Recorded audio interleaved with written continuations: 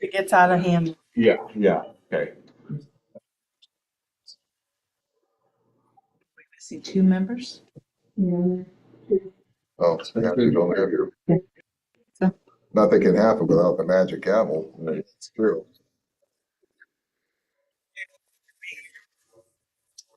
Governance piece. Okay. Welcome, everyone. Today is Monday, June 8th, 7:01 p.m., and I'm calling this meeting of this regular meeting of the Paloma City Council to order. On tonight's agenda, we have Resolution 2614, the Inclusivity Proclamation, followed by public comment, our consent agenda, and then under new business, a review of our 2026-2029 capital improvement plan, our vision statement for the Transportation Safety Action Plan, and an update on our city-owned properties, and then followed by Ordinance 894, following up with the first reading of the Ramsey Alley Vacation Ordinance, after which we will have reports and information and correspondence. Let's start us off. Let's do a roll call. Councilor Jessica Andrade. Present. Rich Salsa. Present? Frank Caseman. Present. Diana Crocker. Here. Mayor Christopher Moore. Present. So Councilor Irwin and Councilor Nielsen are not here. Next, we will move on to Resolution 2614, our resolution proclaiming inclusivity. And this is something we generally have to be June since 2021. I don't know if our, 2020 was the original, okay, but I think we first passed or it was first passed in August okay, or so July. I don't know. the annual nature of it since then. Okay. Any updates or oh, I see it says 2020 in there. I should have just, great. Read the. Any updates that our inclusivity committee members want to share before we?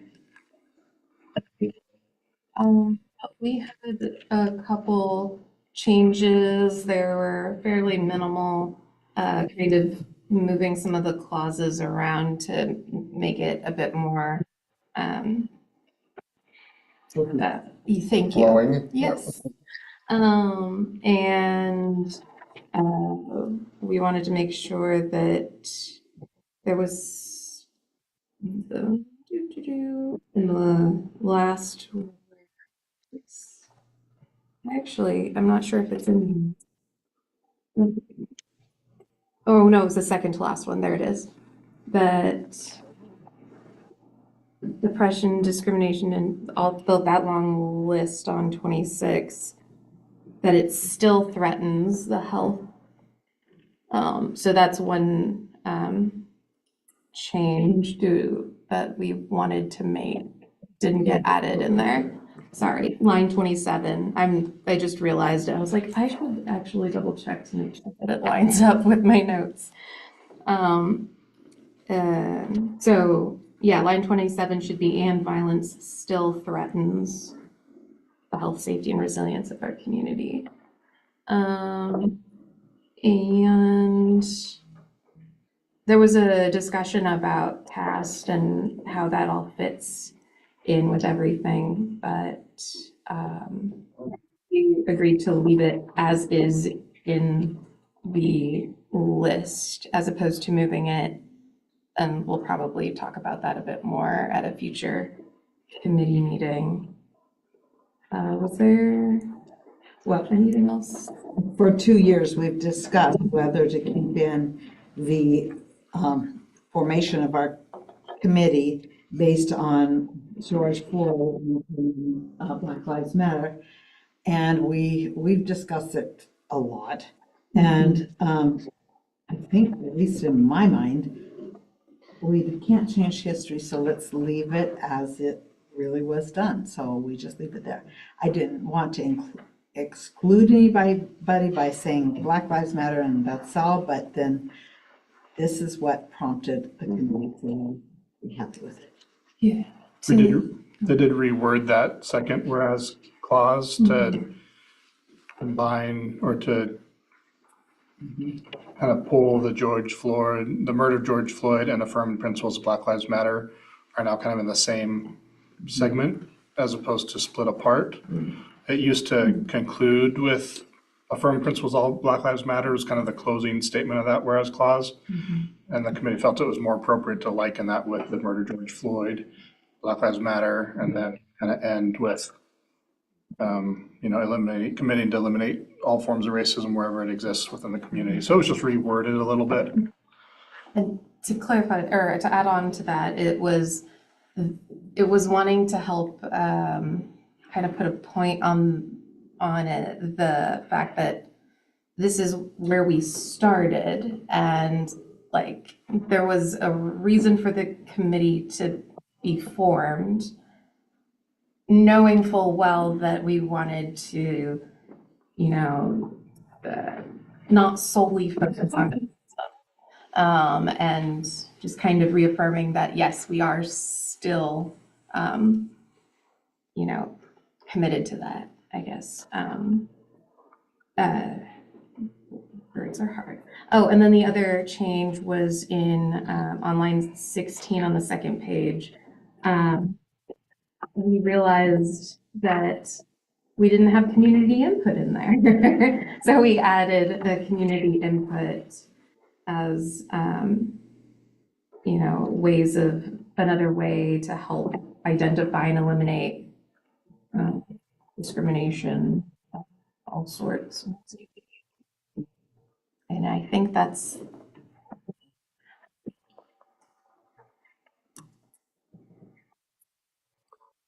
Okay, I will say my perennial thing, which I'm not gonna make any motion on.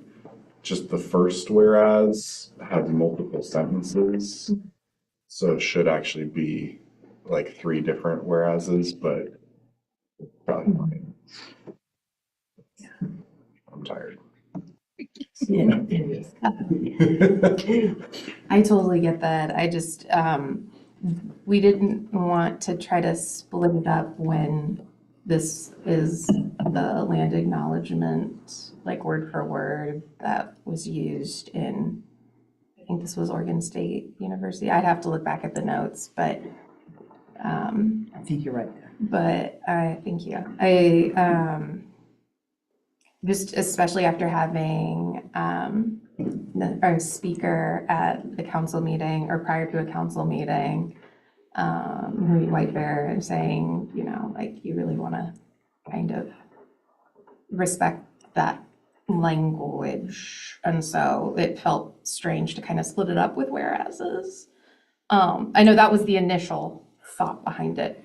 And then the other thing was just that if we want to create documents that are more accessible to everyone, in that case, I would argue that it would be nice to move away from the formality of whereases and therefores, because they're not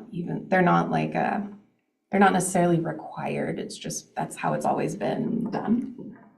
So that's something that maybe we can consider at a later time.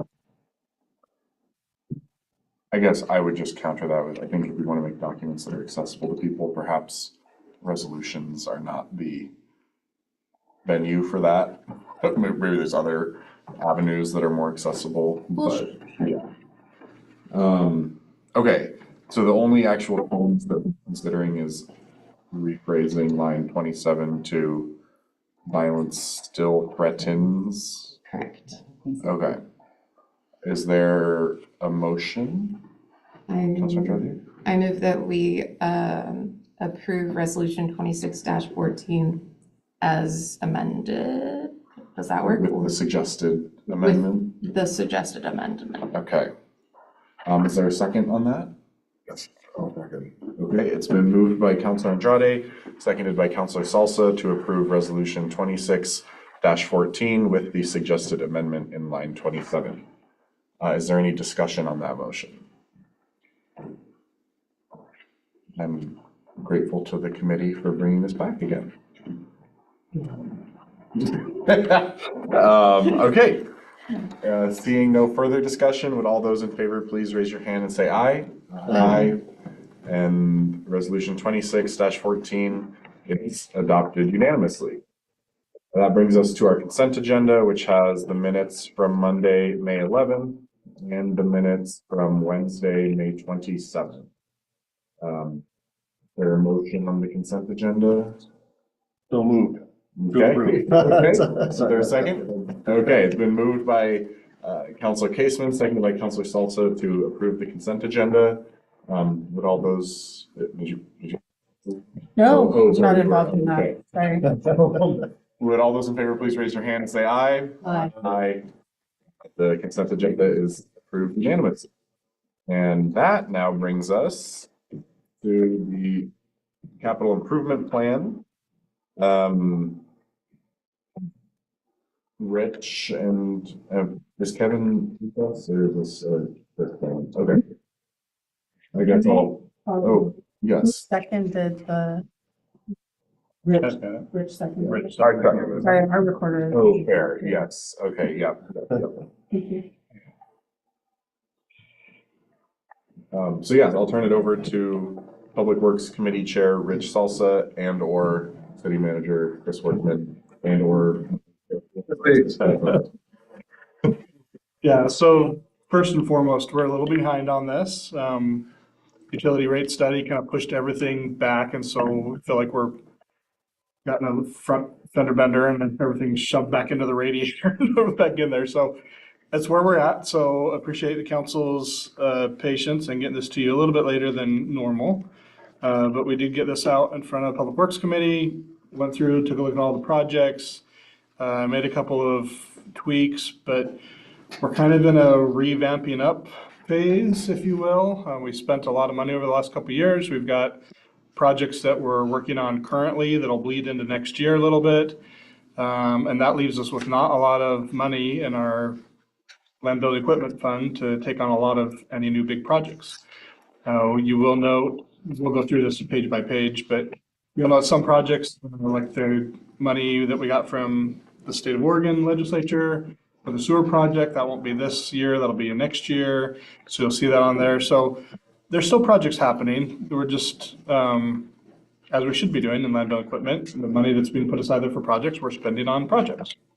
We did go over a little bit in last year on some of those projects, and so this year's capital project fund is kind of rebounding, if you will, from that. So some of the overages from last year, we're paying this year still. So you'll see those and transfers going in and not reflecting in new projects. They're paying for last year's projects that went over a little bit within land building equipment. So you'll see that in a few places as well, but we can go maybe page by page is the best way to do this with everybody. I'll just note again, Public Works Committee, I'll kind of lean on Rich and the mayor to kind of take the lead on that discussion because we already kind of went through these line item by line item with them. But I guess we'll look at the street first. Again, you can see a number of projects for this year. And for tonight, as the city council is approving the capital improvement plan, just as a reminder, you're not improving projects for all 3 years. You're essentially just approving the allocation for projects for this fiscal year, as stated for the 26-27 projected. The projects themselves, we're still going to bring back to you with approvals if we get, go out for bid and when the bids come in. So there's no blanket approval that's being done here. Typically, all that we're doing here is saying these monies are going to roll over into the budget. You're going to see them when the budget comes out, which you've already seen because the budget's already been out.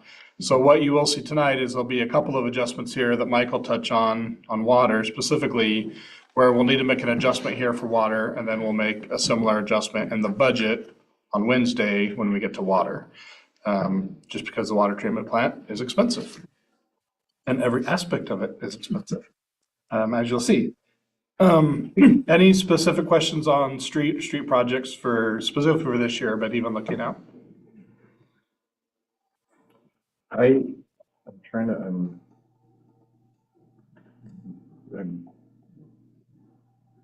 to pull up my budget. Where did I get the budget on the website? It's on the front page, that's all I can tell you, Christopher. Okay, let's see. Yeah, it should link you to the finance page and Like the proposed budget? Proposed budget, yeah.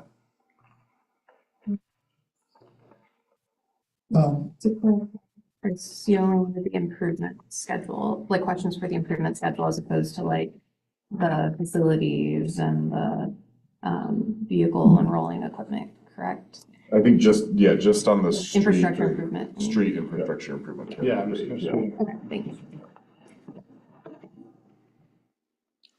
I will say, while Please. Aaron McMorrin is looking up whatever he's looking up there, going through this in committee, I do want to acknowledge the staff's work in really honing this down, because there's a lot of moving parts, as you can imagine, and there's a lot on the wish list. And a lot of things that have to kind of get moved around and make sense, particularly in light of this year's budget. So there's a lot of conversations that sort of entered into this. And I do want to acknowledge that both the public works staff and the city staff itself did a lot of background work on this to make it all workable. And it's a work in progress.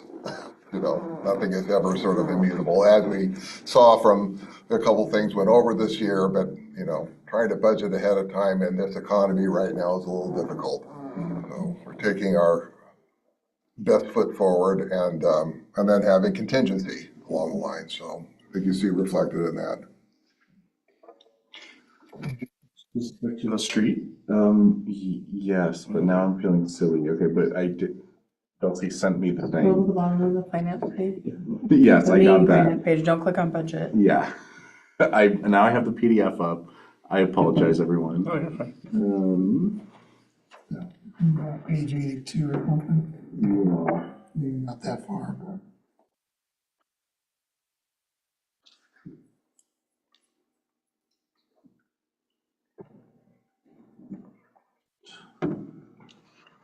Guess while you're looking, I'll Yeah. just touch on these real quick. We've talked about the Transportation Safety Action Plan. Yeah. We're about halfway through there, budget-wise, rough numbers. And that was grant money that we got from Campo, so you'll see that up above, the 40,000 coming in from Campo this year. The EV charging station project is underway right now, but again, it will spill over into past July 1. So there's an allocation there. Same thing for, the emergency access up on North 12th Street is on there. That's a focus for this year, is to try to get that wetland mitigation, whatever needs to be done up there, done if possible, and try to punch that through. Still no guarantee. We may get the wetland mitigation aspect of it, so I want to be clear there. Streetlight LED conversion, that was a project we brought to the council a few months ago where Pacific said that we can get some grant funding to pay for a good portion of that. So within 3 years, with the energy savings that we pay for the electric bill, for all of the streetlights, it'll pay for itself. So that seems like a great path forward to get some LED lights in the streetlights. 11th, 12th Street, again, under construction currently, but it's gonna spill over past July, so you've got some money there. Looking out till year after next, we're gonna submit for a grant for 17th Street crossing on Main Street. That'll be kind of the top project there to try to get engineered and constructed. That'll be pending getting that grant. And then looking 3 years out, we're looking at projects on North 17th Street at Main, North 17th Street Applegate, and South 18th Street Applegate. So some projects there. I was debate on how far to look out. At one point, we were looking at going like 5 years out, but really 3 years out, even that's a little bit of a push. We've got a pretty good idea those are the primary projects. But that third year changes more than it stays consistent. But it's still good to have a plan of those projects are out there, so we're able to find your. Well, yeah, and I don't know if I'm thinking about this right. It just, we have on here 125,000 appropriation / revenue. Mhm. And then in the budget, we're transferring 150,000. transfer from street fund infrastructure. Is that the same? Should that be 150 on here then, or should it be 125 50. on here? The budget's the right The one. budget. Okay, okay. Because this is just a plan. The budget is kind of reality. Yeah, okay. But it should match. Yeah. Yeah, Well, and also we're approving things. Right, for yeah, it, so yeah. We should have the correct numbers. Looking at that. with that, is the plan then to carry that? For all of those? Well, I just mean we have 125 additional every year. Or should we change those all to 150,000 additional revenue? Like for 27, 28, and 28, 29. I mean, I guess, Those things change yearly.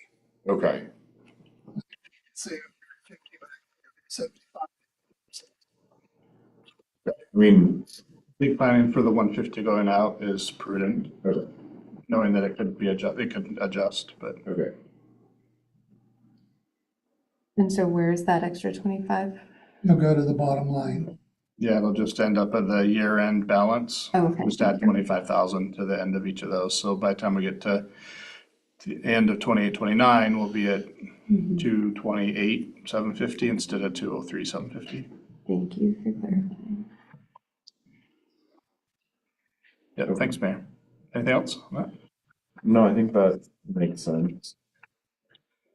Okay, on the waters, where you'll see we need to make one change. Again, it's just the water treatment plant, the Nemec Hill booster pumps. And we're on there for not this year, but next year. And then the seismic project, that will also be grant pending. So we're hoping to go out for a FEMA grant. We'll be working on that in part this year to try to get the funding for next year. Those are very competitive grants. We've tried for one before and weren't successful. That was several years ago. And so that seismic upgrades needed to have been done since before I got here. It hasn't been done yet. We haven't had an earthquake yet, but eventually it needs to be done. It's just a hardening. It's essentially a large concrete ring that goes around the base of it to keep it from like sliding off of its footings or foundations. So it is a project that's necessary, but not one that we have cash sitting around to take care of. So and it's a good candidate for a FEMA project, disaster resilient stuff. It's a great candidate. They're just very competitive. Those are federal grants that we go for, and they're tough. So, but we'll try. We'll probably go through the COG and their grant writing service that they provide and pay them a little bit and have them go through and take that one on. Those federal grants are a little more in-depth and detailed. So see if we can be a little more successful using their services. And then I was just, the lack of any appropriation of revenue for the next 2 years was because of the paying off of engineering costs, is that right? Yeah. Okay, Yep. We've got engineering expenses for the treatment plant that weren't accounted for in previous versions that we're paying off now. okay. And then Mike, did you have the Yeah. updated numbers for water plant? Page 17? Page 17. The bond loan currently, till we get finalized numbers, is gonna be increased to $7.6 million.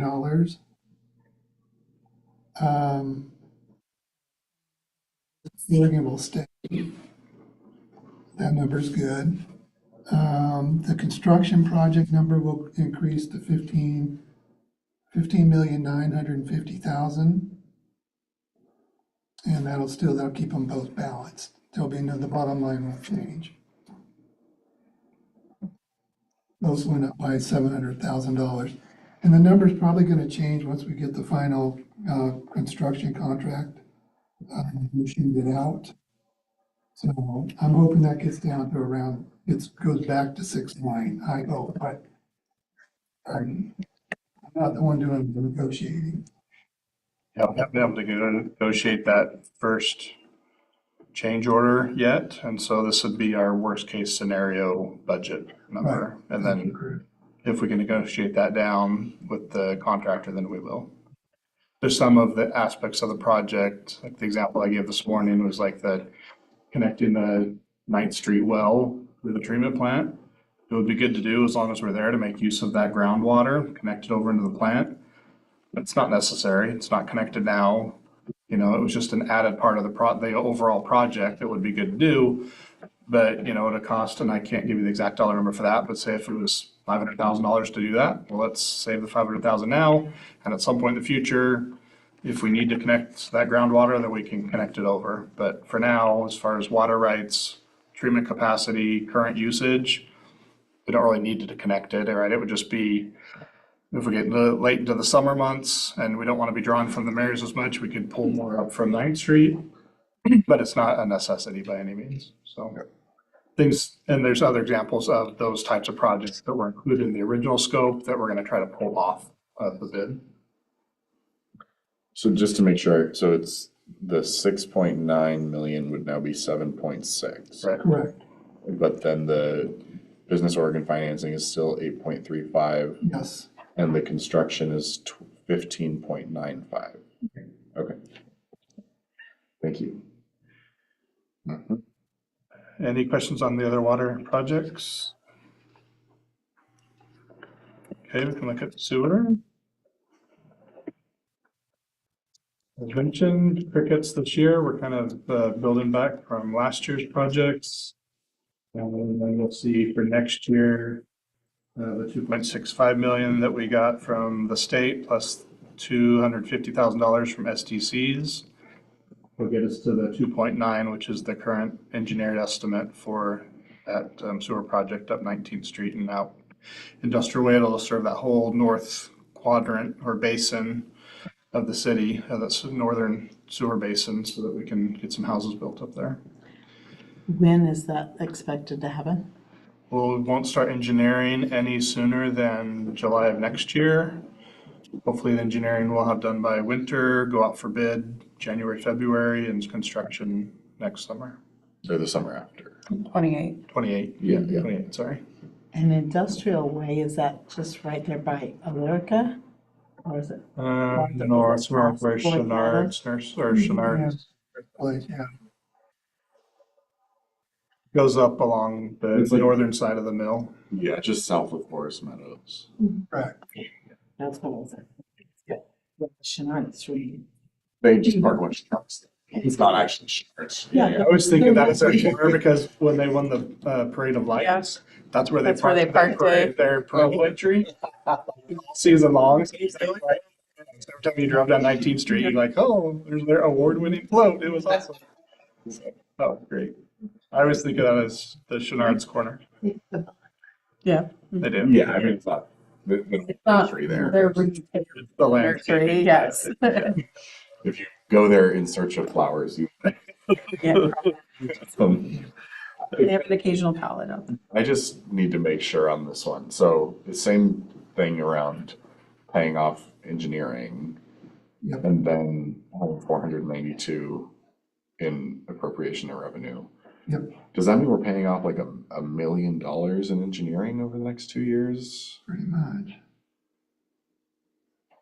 Because I might like to hear more about that. Yeah. We're awesome. And then I guess my other question is like, and I guess that would just be in the, like, is there some way we could account for those engineering payouts in here since those are still infrastructure costs? Like instead of just having the money, like we are still appropriating money and spending it on infrastructure. It's just, like, otherwise it just feels like then the money is just kind of disappearing from here. Yeah, I understand what you're saying. Yeah. It's in the budget though. I know what Okay. you're saying. There's no way you can do it here. In the county road, I can do it over in the budget. Here, this is a plan. Yeah, I know you're appropriate, but you don't appropriate it here.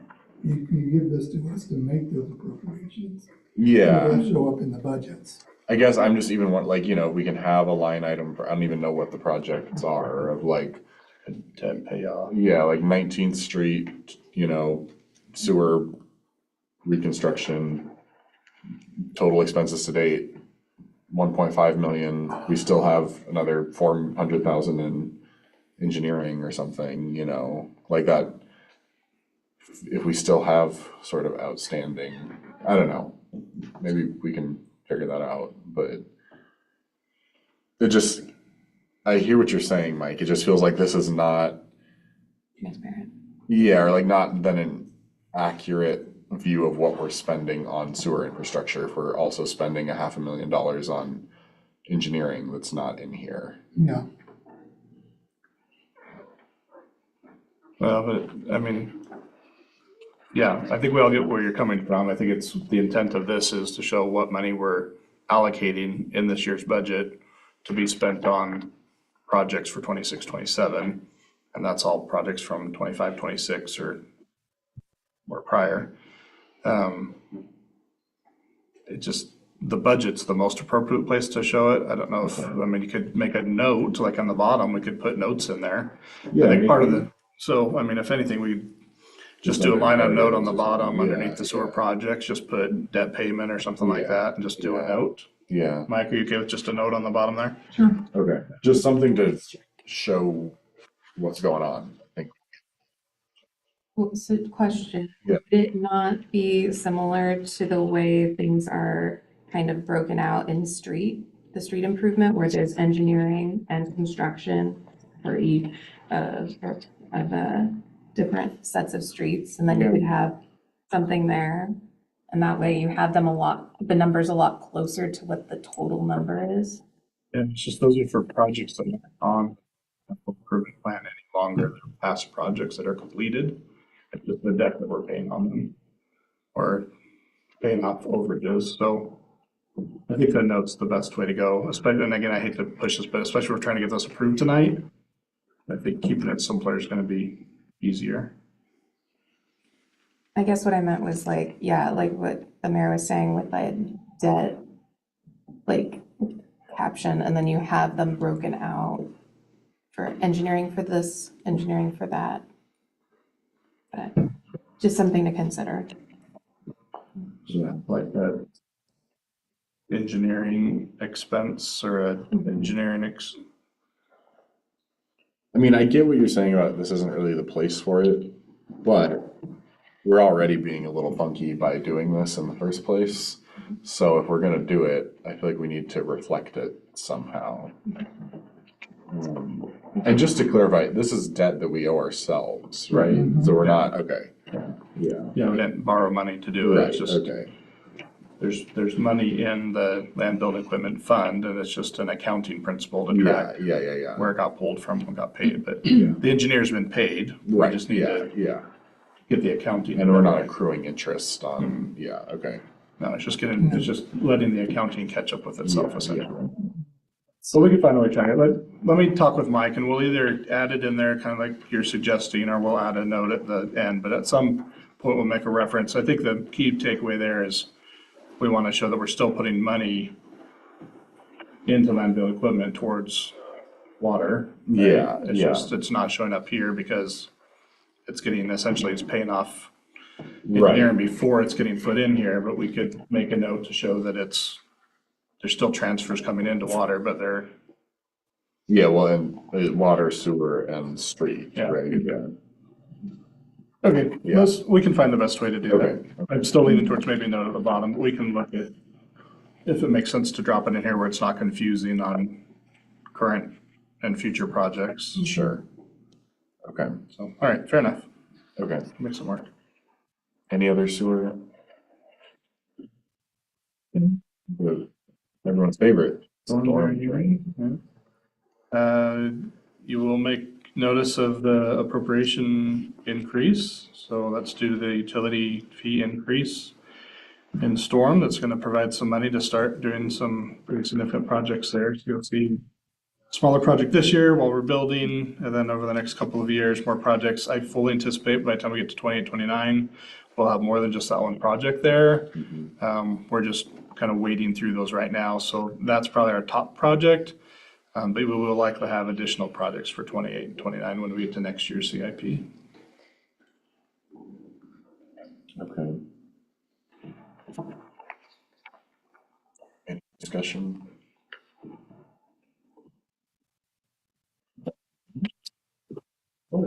Works. Oh, I do. have a question.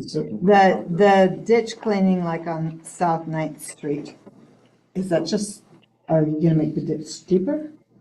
Is it gonna help with any of the runoff or anything? We have to be a little careful because it's just maintaining the ditches. We can't make them deeper, bigger, wider. We can just maintain them.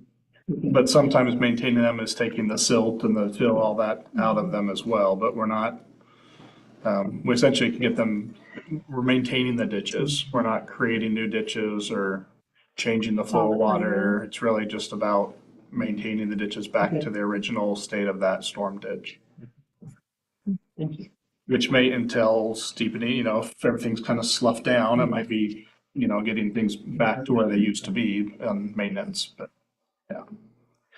We have to be careful with our wording there. We get in trouble with the state on what we're allowed to do, what's maintenance and what's creating new storm ditches. Okay, how far? We don't have a lot of money here, as you can see. And we're not putting a lot of extra money into here, as you can see, about $30,000 this year. That'll give us a little bit, and so we're mostly looking at some placeholder. It's been there for, I think, 4 years now. This might be the 5th year. We've put a placeholder there for some additional money for Mill Pond Park. So we'll see if that happens this year or not. And then really nothing until next year, looking at playground equipment, $40,000. And then Kugler Shelter, kind of some maintenance items, but there's a big enough picture that they're on here. Paint repairs, new roof for Mares River Peak, or Mares River Park Shelter, and then the cameras that are gonna get installed in both parks as well. I think that's gonna be the one project that probably carries over from this year into next year, is just getting those darn cameras up.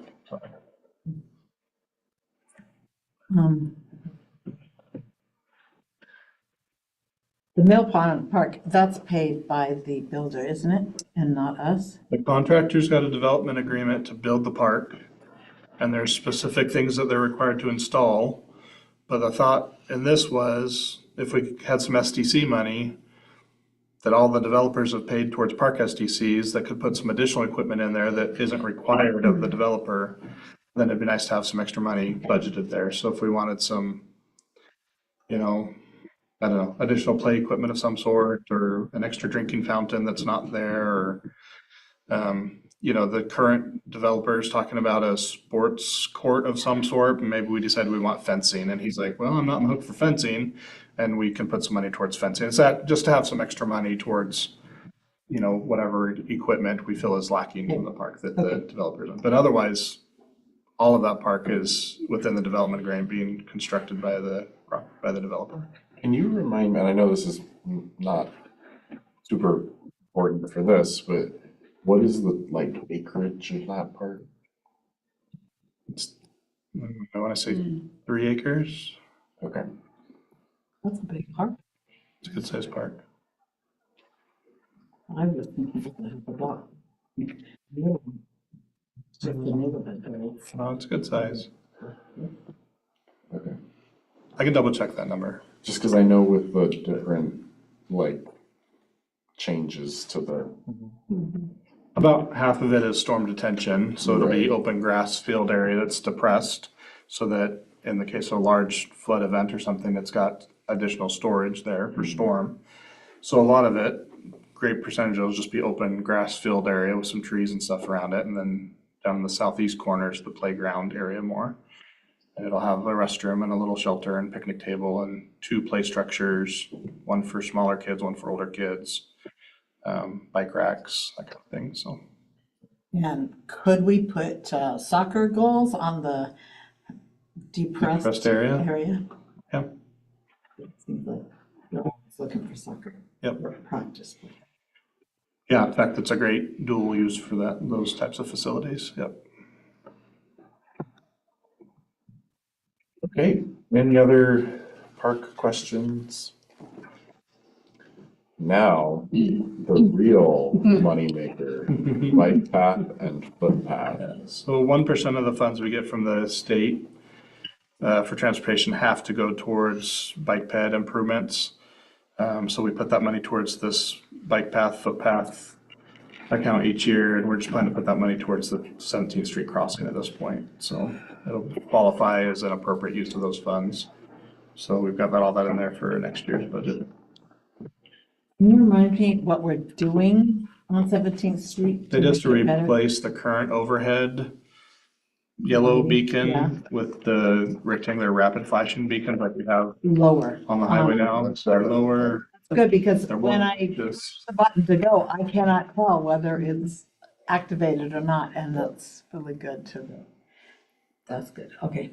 Yeah, well, even the new rectangular rapid flashing beacons, the intent is for the pedestrian to not be able to tell if they're on or not, because we want you to push the button and then stand there and wait for traffic to Wait for the stop traffic to stop. before you go. We don't want people to, yeah, we don't want people to assume I hit the button, I can go because cars are stopping because the lights are going. So they're intentionally designed so that the pedestrian can't tell if they're blinking or not.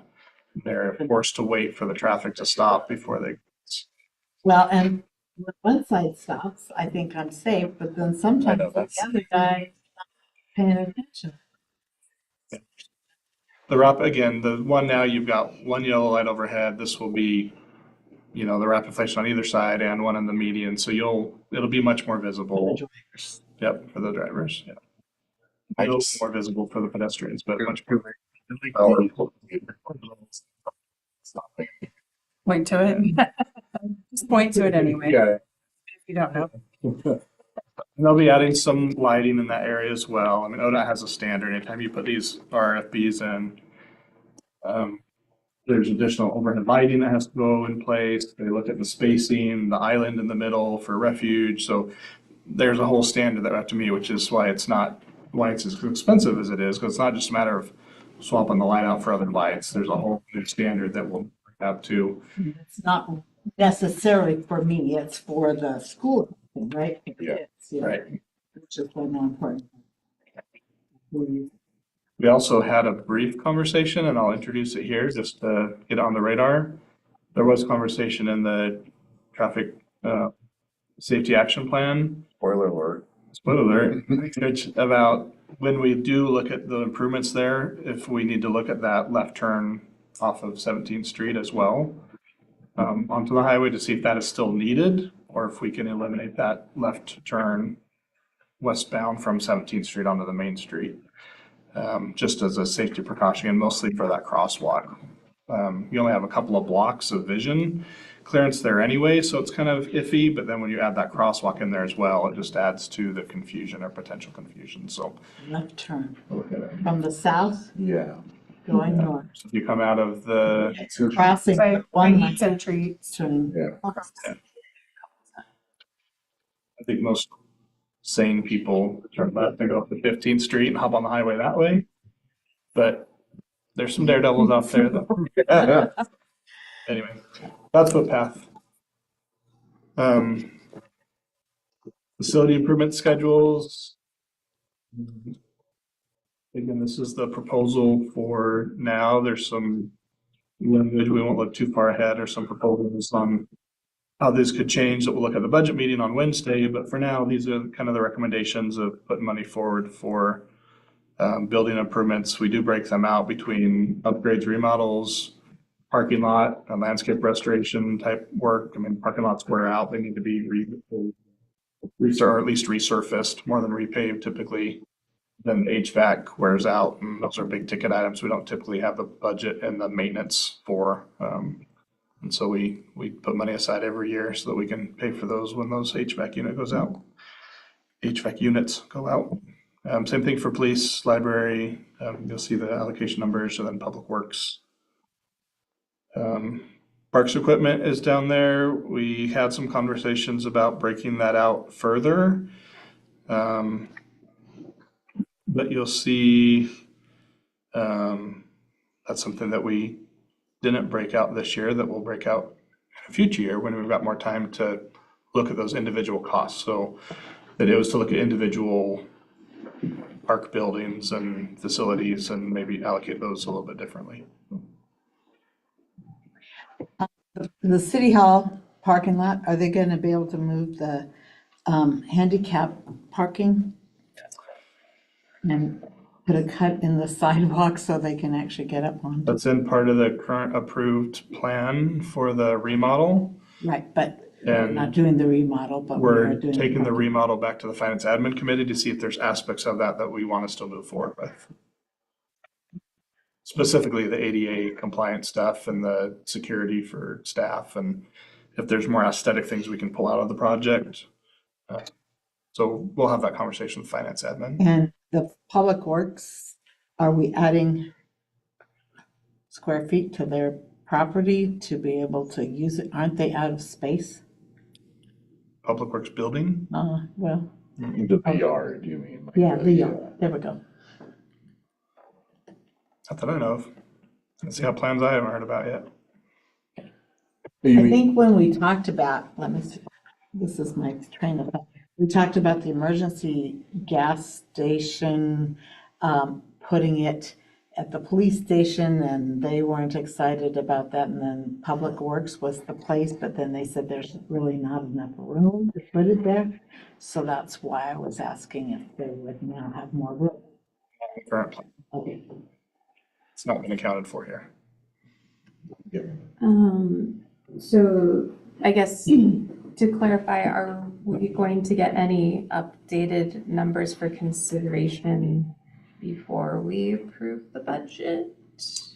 No, I mean, this is what's being proposed for the capital improvement plan. Okay. And then any changes that would be made would be done with the budget committee. Okay, just trying to figure out, because if, I know it, I think it was the last budget committee meeting, it sounded like there was potential to cut most of the project. I don't know if I misunderstood that, but if that's the case, then does that, does the money that's in there stay there, or would we consider taking it back out? I don't know what is allowed and what isn't, and what our options are looking like for the city hall upgrade and remodel, but also for any of the other, things that we've been putting away for, like maybe anyway, sorry. Yeah, so I think the answer is, right now, we're allocating a little bit of money towards City Hall, mostly for parking lot, and restoration, HVAC, nothing towards the structure itself, until we decide what we're gonna do with that project. A little bit more for police, a little bit for library, and then Public Works going through, but this is kind of looking long-term, like what we intend to allocate and what we're going to allocate going forward. There are discussions at the budget review committee level about not allocating the funding towards these structures. They haven't had discussions at that level about the balances and what to do with the balances there, to put those as like one-time transfers out of there or not. We've not really had those conversations. I think that's helpful. Clarifying question. Sorry, is that okay? So with the number that's given for the city hall upgrade remodel is $421,973. Is that what was actually in the whatever the person gave to the city company? Words are lost. Thank you. That's the noun. It was just over that. Okay. So the approval back then is we were still in some money from the police fund as well. Oh, yeah. To help cover some of the difference. We were gonna use some of the parking lot money for the parking lot. Portion of it. Reallocate. Allocating. Within our legal authority. Stealing. It's just work. Like when I steal Chelsea's pen. Am I really stealing? Chelsea's like, yes.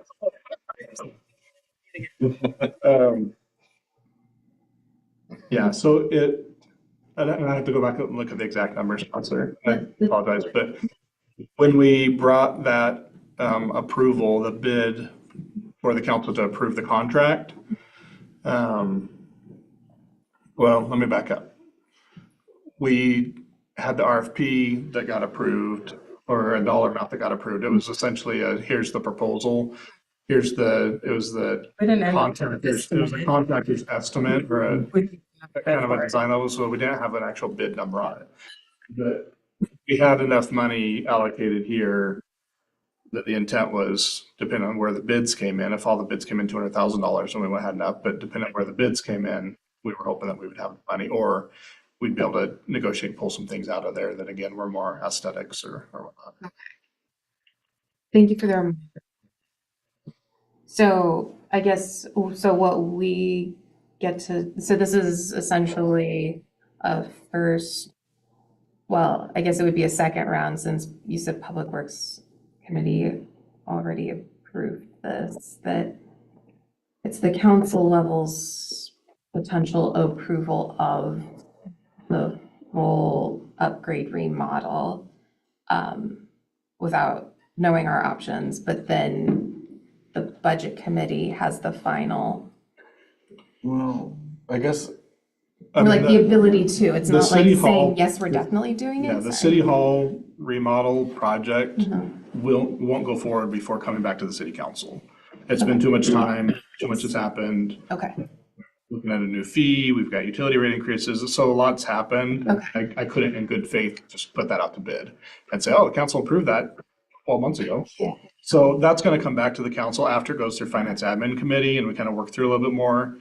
And then my hope is to still bring that to the city council in some form or another to address some of the ADA concerns, some of the security concerns that staff has, and still kind of address that and see where it goes, but that's gonna be a few months out. Right now, the focus is just getting budget approved and moving.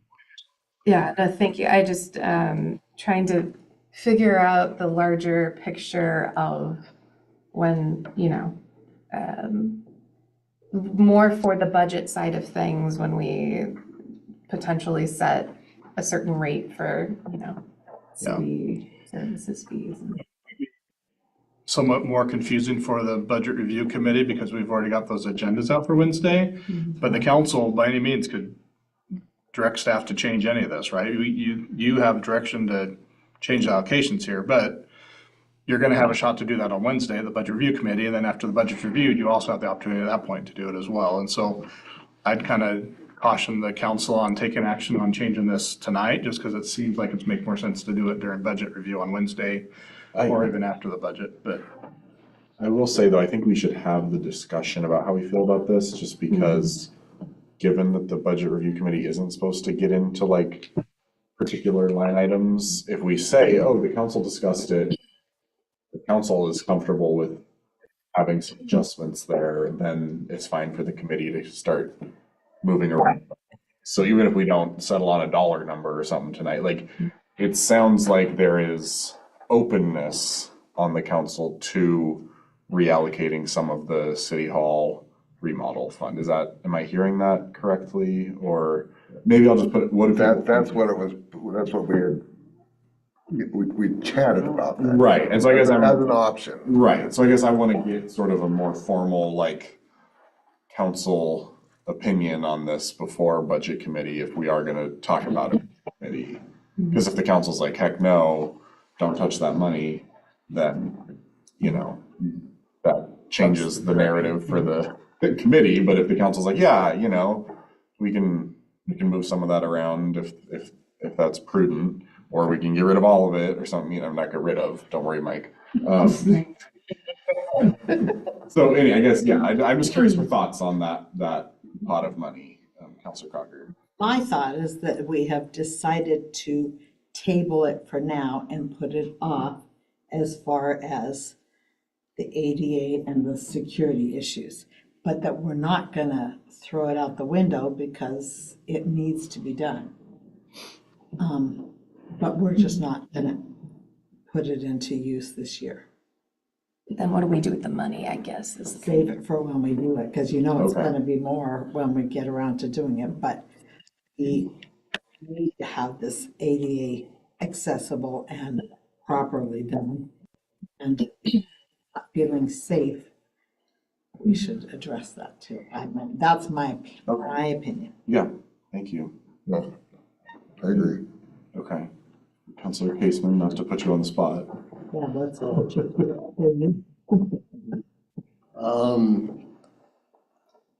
We're eventually gonna do, I guess I might follow this. I always think everything makes sense. But like I said, we'll eventually do it, so kind of saving it seems reasonable, but I'm also open to reallocating.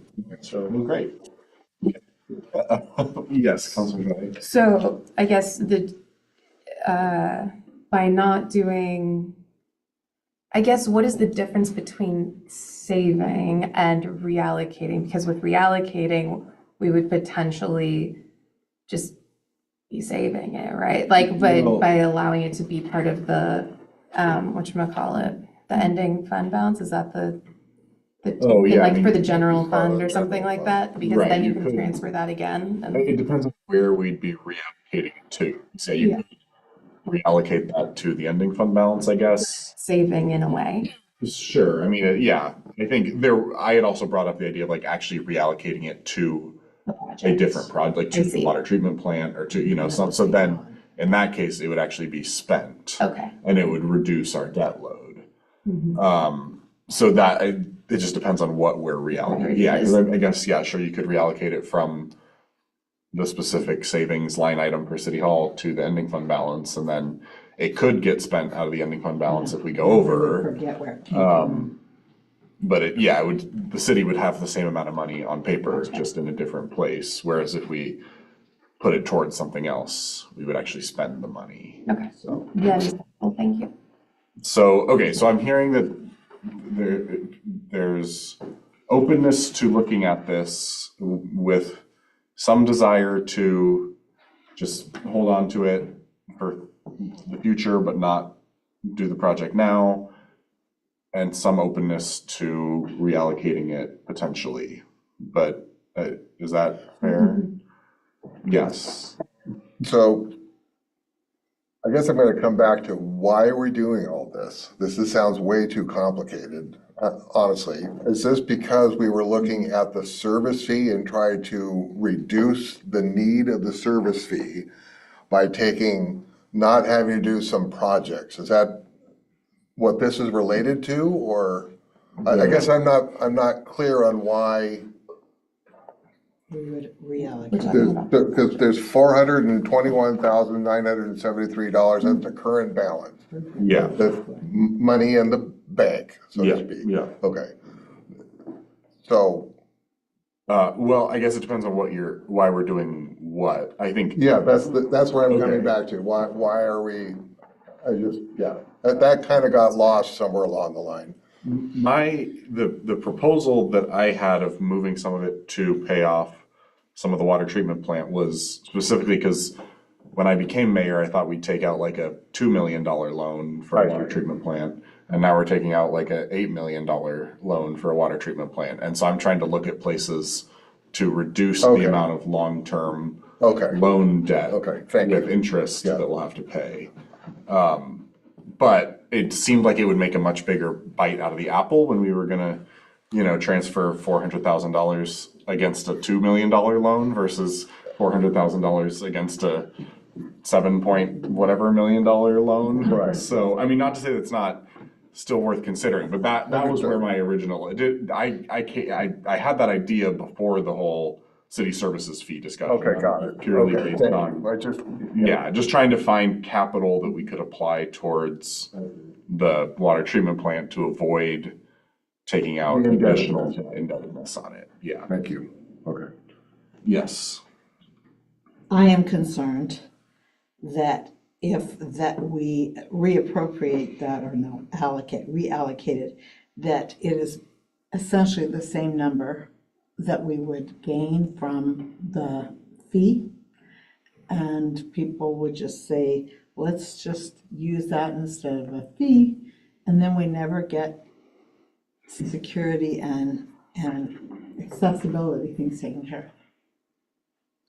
Is that correct? It's very much almost identical to the same cost? And it seems like that would be way too easy to just throw it in and not deal with the other needs. Yes. Yes, and maybe I was just struggling on how to post up on this, so this is more of just conversational. Sure, yeah, of course. So the idea of the city hall upgrade, so there's this amount, do we put it off or do we fully just move it someplace else and not do it? I guess we could apply that same principle to everything within the capital improvement plan, whether it's vehicles or anything else.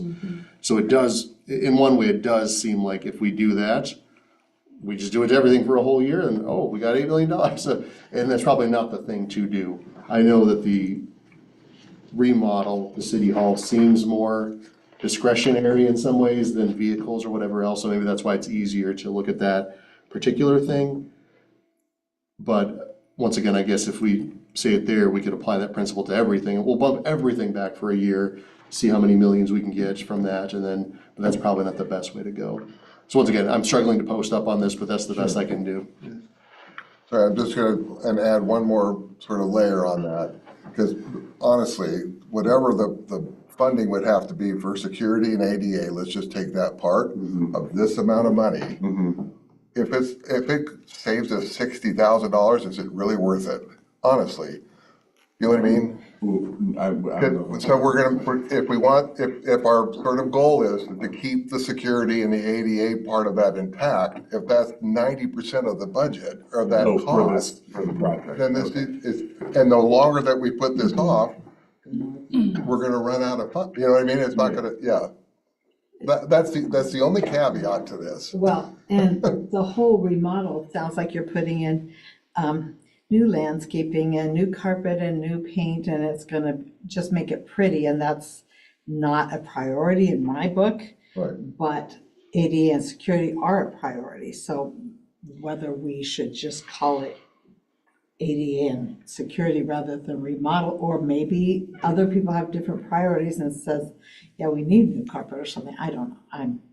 I'm just saying my priority is the ADA and the security, and when we call it remodeling, I think to the public, it sounds like we're just spiffing the place up, and that's not what we do.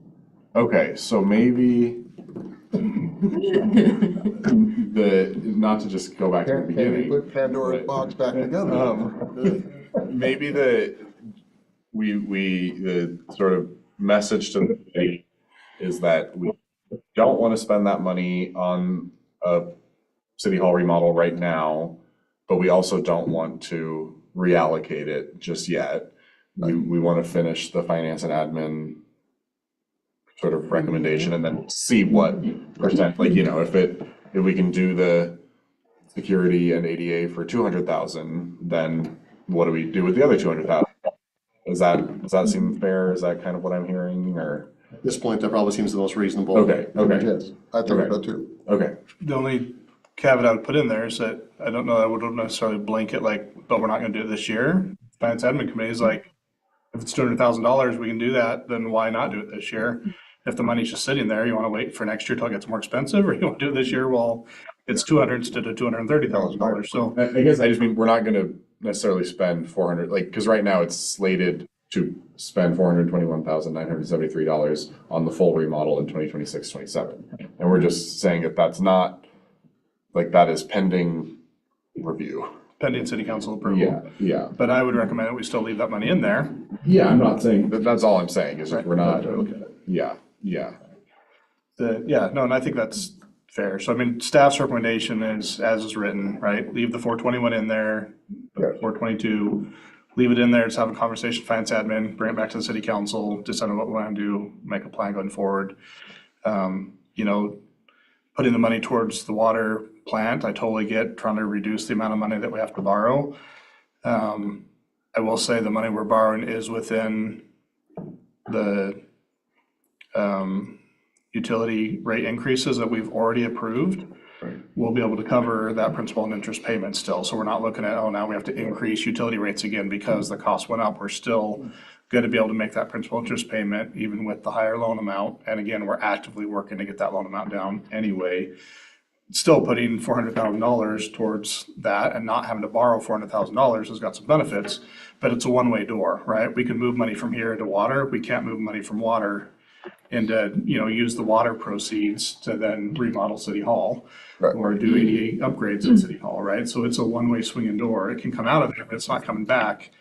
And if you look at the allocations that we're putting towards the other buildings, $32,000 a year towards the library, $53,000 towards the police, it's going to take quite a few years to build that money back up in order to even do $200,000 or $300,000 worth of ADA compliance and security measures. You're still talking 6 years out, $50,000 a year, and that's money that we're not currently allocating to put into that fund, right? So there's definitely some negative consequences on that going out. So I'd recommend adopting it as is, unless, again, at least until we get into the budget committee level and start talking about long-term appropriations where we would stop allocating money towards that. And I don't want to get into Wednesday's discussion too much, other than I think it's appropriate here that the alternative to putting money towards buildings every year is you just assume every 20 years you're going to go out for a bond to do a large remodel or an upgrade Capital to improvement. the building. It's a capital improvement bond, and you go out to the public and you say, City Hall needs to be redone.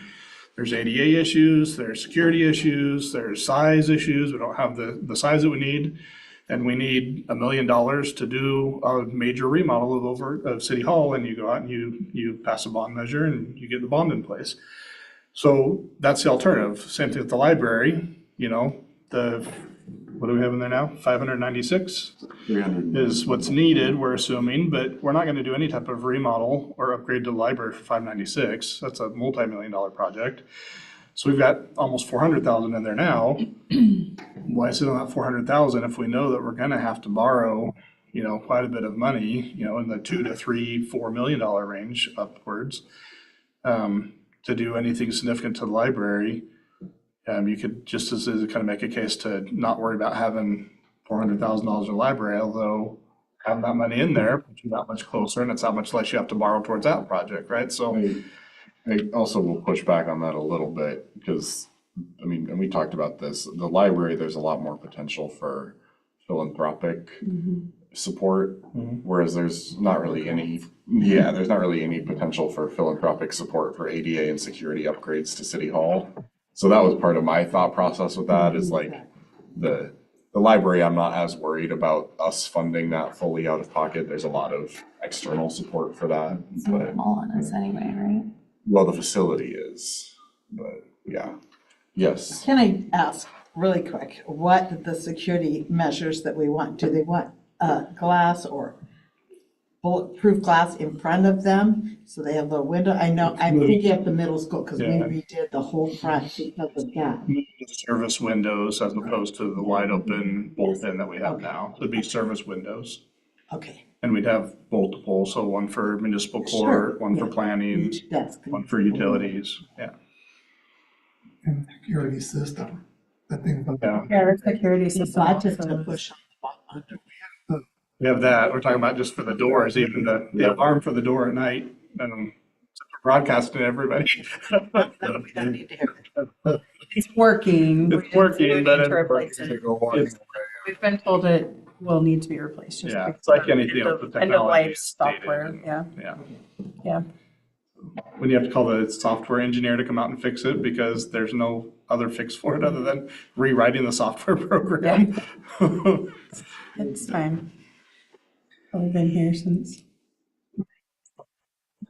Okay, any other thoughts on the facility improvement schedule? I just appreciated the conversation and Yeah. a better picture of what was going on. Yeah. More detail. Well, and I didn't really finish my train of thought. I got a little side skip there. My thought was, and we can have this conversation now or Wednesday more, but one of the proposals for Wednesday, if we want to reduce services or activities or policies on how we're doing things, that could be a policy shift that would be a long-term sustainable thing, as we would make the decision that we're not gonna allocate money into building upgrades going forward, that we're just gonna rely on bond measures going forward for those improvements. And so we wouldn't have to put, $50,000 towards City Hall, $53,000 towards police, $33,000 towards library.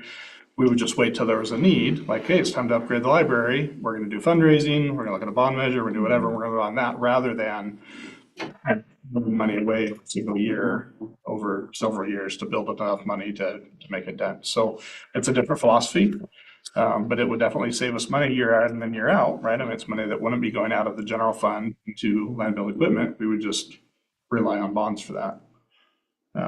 Because again, the 422, not talking about the 422 that's in there, that's money that we've saved over the last 10, 12 years or so, right? I mean, the money didn't just show up. That's money that we've saved for that purpose. And if it goes away, then we got to spend time saving that back up again, or it goes away and we go out for a bond measure, and we hope that the citizens of Philomath feel like ADA accessibility and security for our staff is sufficient to pass a bond measure and see their property taxes go up. Let's see that flying. Yeah, so it's a little more risky. We're not the fire district. We love the fire district, as does everybody. We're not schools. We don't have students, right? And we see school measures in the city pass pretty overwhelmingly positively, which is great. But we don't have students and we don't have firefighters. We got police, and then we got a bunch of city administrators that raise fees and taxes on everybody, right? So I can see them coming back and saying, well, you should have planned for the ADA and the security when you built the building. That's on you, so you come up with the money. I mean, that's the kind of vibe I think we would get if we tried to do a levy. But I could be completely washed up, but. Yeah. Okay, any other thoughts? Great. Vehicle and rolling equipment replacement schedule. this one, I'll admit, I have a lot less to do with than Public Works. Kevin and Gary, this is kind of their baby. Gary is well drilled into this. He's got a very good idea. We consistently extend vehicles out when they're not costing us money for maintenance. So these numbers will shift from year to year. If we can get an 8th year out of a vehicle, we'll push it out that 8th year. So that's done regularly. The exception that we put on there a little bit is on page we're connected. You know, there's a page on their police, but as far as Public Works goes, it's pretty straightforward. The only piece of equipment that we're looking at here in the near term is the street sweeper. It's now, I think, 10 years old.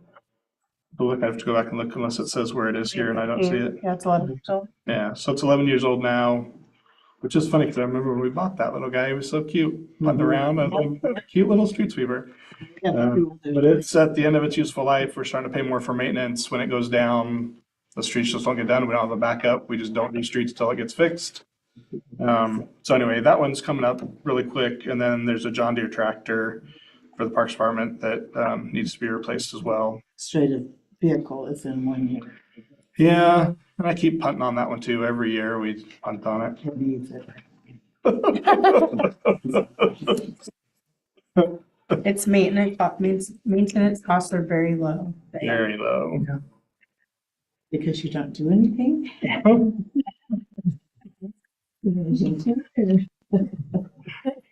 Okay. The police department, at the end of the day, with 6 vehicles and a 6-year lifespan, we buy a new police vehicle every year. And it used to be a $55,000 item when I got here. It quickly went up to 60, 65, 75, 80. Now we're at the 85, 90 range. So we're, it costs almost, not quite as much, but almost as much to outfit a vehicle as it does just to buy it. So we have to buy it and then all the equipment that goes into it. So budget wise, we're at the $90,000. That gives us a little bit of wiggle room, and it gives us a consistent number for at least the next 4 or 5 years out. That for $90,000, we should be able to make that happen. And again, we don't than the 90. It'll be in the 80s, but 90 is a good budget number to work on going out for the next several years. So this year we're allocating 90, 50 for this year, technically 40 for the next year, but the reality is we're gonna be doing $90,000 this year, and we'll be buying a vehicle in July, and it'll get to us by September, maybe October, we'll have it outfitted and get it on the street hopefully by the end of the calendar year. I was gonna say December. That was very End of the calendar year. optimistic. So we've already got one, Chief's already kind of reordered one pending approval. If we didn't do that, then we wouldn't be looking at getting a vehicle for another year out if we ordered it now. So we kind of pre-approved one, subject to budget approval. Once the budget gets approved, we'll pull the trigger and we'll be able to take possession in July. And I think it's August or I think it's September when we're actually scheduled with that one to get it in and get it outfitted with everything. So we should have it up and running by October, November. Councilor Jordan? So to clear October, November of 2026. Yeah. From purchase from last year's, or this current year's budget, It'll be July 1 budget. July 1. Yeah. July 1 of, This year. gotcha. We placed the order. I see. Approval, but we've brained- not paid anything for it. You We will pay. basically, That's kind of- not on here because. right. We've spoken for it, and then if we don't get approval, we say no, and they bring it here anyway, and they sell it to someone else who didn't plan ahead. So that's essentially what they do. Okay, so then to clarify, in the comments, when it says replace in, the city is, like, I guess moving now and moving forward, it's purchasing it the previous fiscal year without actually, like, for real purchasing it, I guess. And- You're saying we She's saying because that says 27. Yeah, I think we need to adjust those. I guess that's what I'm trying to figure out, like, Year. But you wouldn't replace it in July of 27. you would Fully. receive. So So I guess that's kind of what I'm trying to figure out is like, what's it supposed to be on here? And July 2026. We can fix that. It should be Yeah. replaced. Yeah, we can fix it. Yeah. We had some date issues, and I think that was just something that we Oh, didn't. okay. With you now. Sorry, Counselor. that's okay, because, well, it gets confusing because then it says years to replace and Yeah. then it's like, well, it's less than a year. Right. Correct. Okay, any other questions about vehicle and moving equipment? So we'll get shifted. Yes, we'll shut them off. Thank you. The exception to 26 Ford Yeah. truck, that's the Chief's. Yeah.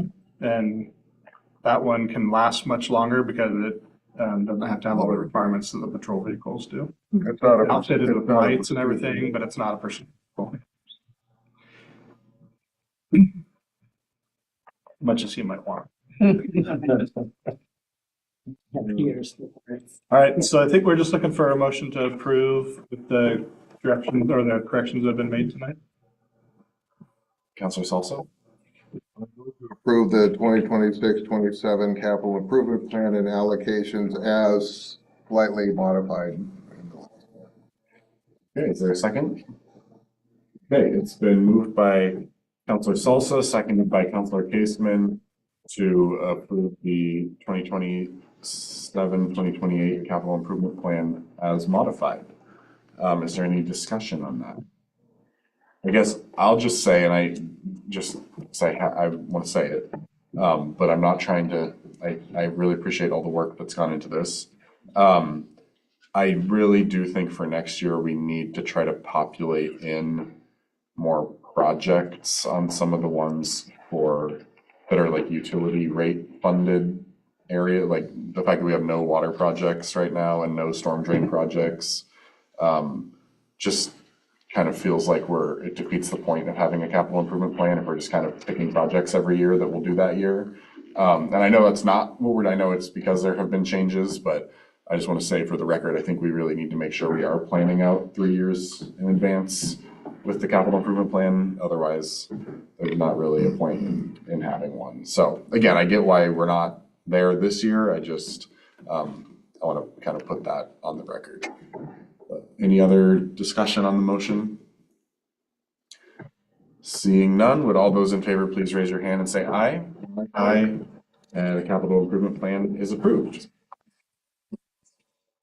Thanks, Mike. Thanks, Mike. Bye, Mike. Okay, next up, we have the memo on the TSAP vision and from John Bosket. Chris, do you want to? Yeah, I can summarize this. So John wrote this memo up specifically for the TSAP steering committee. I stole it to get in front of you a little bit early. We're on schedule with the TSAP. I'll be coming to you, looks like by September, maybe October for approval.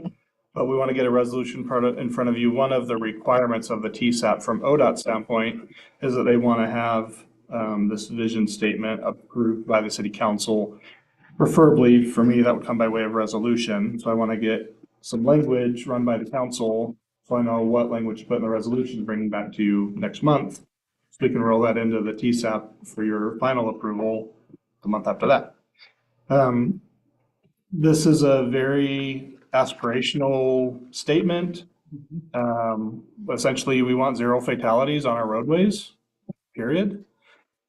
We can put in there a specific date, time certain. We can put in there efforts we want to make. When I spoke with the TSAP steering committee or task force, earlier last week, late last week, Thursday, last week, one of the comments I made was, I'm more of a strategic plan kind of person, as you all know. So for me, it was like, yes, we want 0 fatalities. And I said, by what? Like, what are we going to do to help? And so the idea was to come up with a statement that not only was aspirational, but also said, like, how we're going to accomplish that, right? So there's some examples in there on what Corvallis did, what Benton County did. It makes some sense to be somewhat aligned with Benton County, maybe at a lesser point to Corvallis, but definitely at the county level, just means that we have a lot of overlap on our areas. Basically, I'm just looking, hopefully everybody had a chance to read the memo ahead of time, looking for a language that you like, maybe more importantly, language that you don't like don't say something like this, because I think there's a lot of room still for what it needs to say, other than the basic requirement of 0 fatality crashes by a certain date or by a certain threshold. So what language don't you like? Maybe we'll start there. Councilor Capper? I think we can say we want 0 all we want. But a drunk driver comes through where it's beyond our control, no matter how safe we make everything. That's the end of that goal. And I just don't think it's very realistic to say we want 0. I would like to say we would like to reduce our fatalities on our roads. That would be good. I think 0 is not realistic.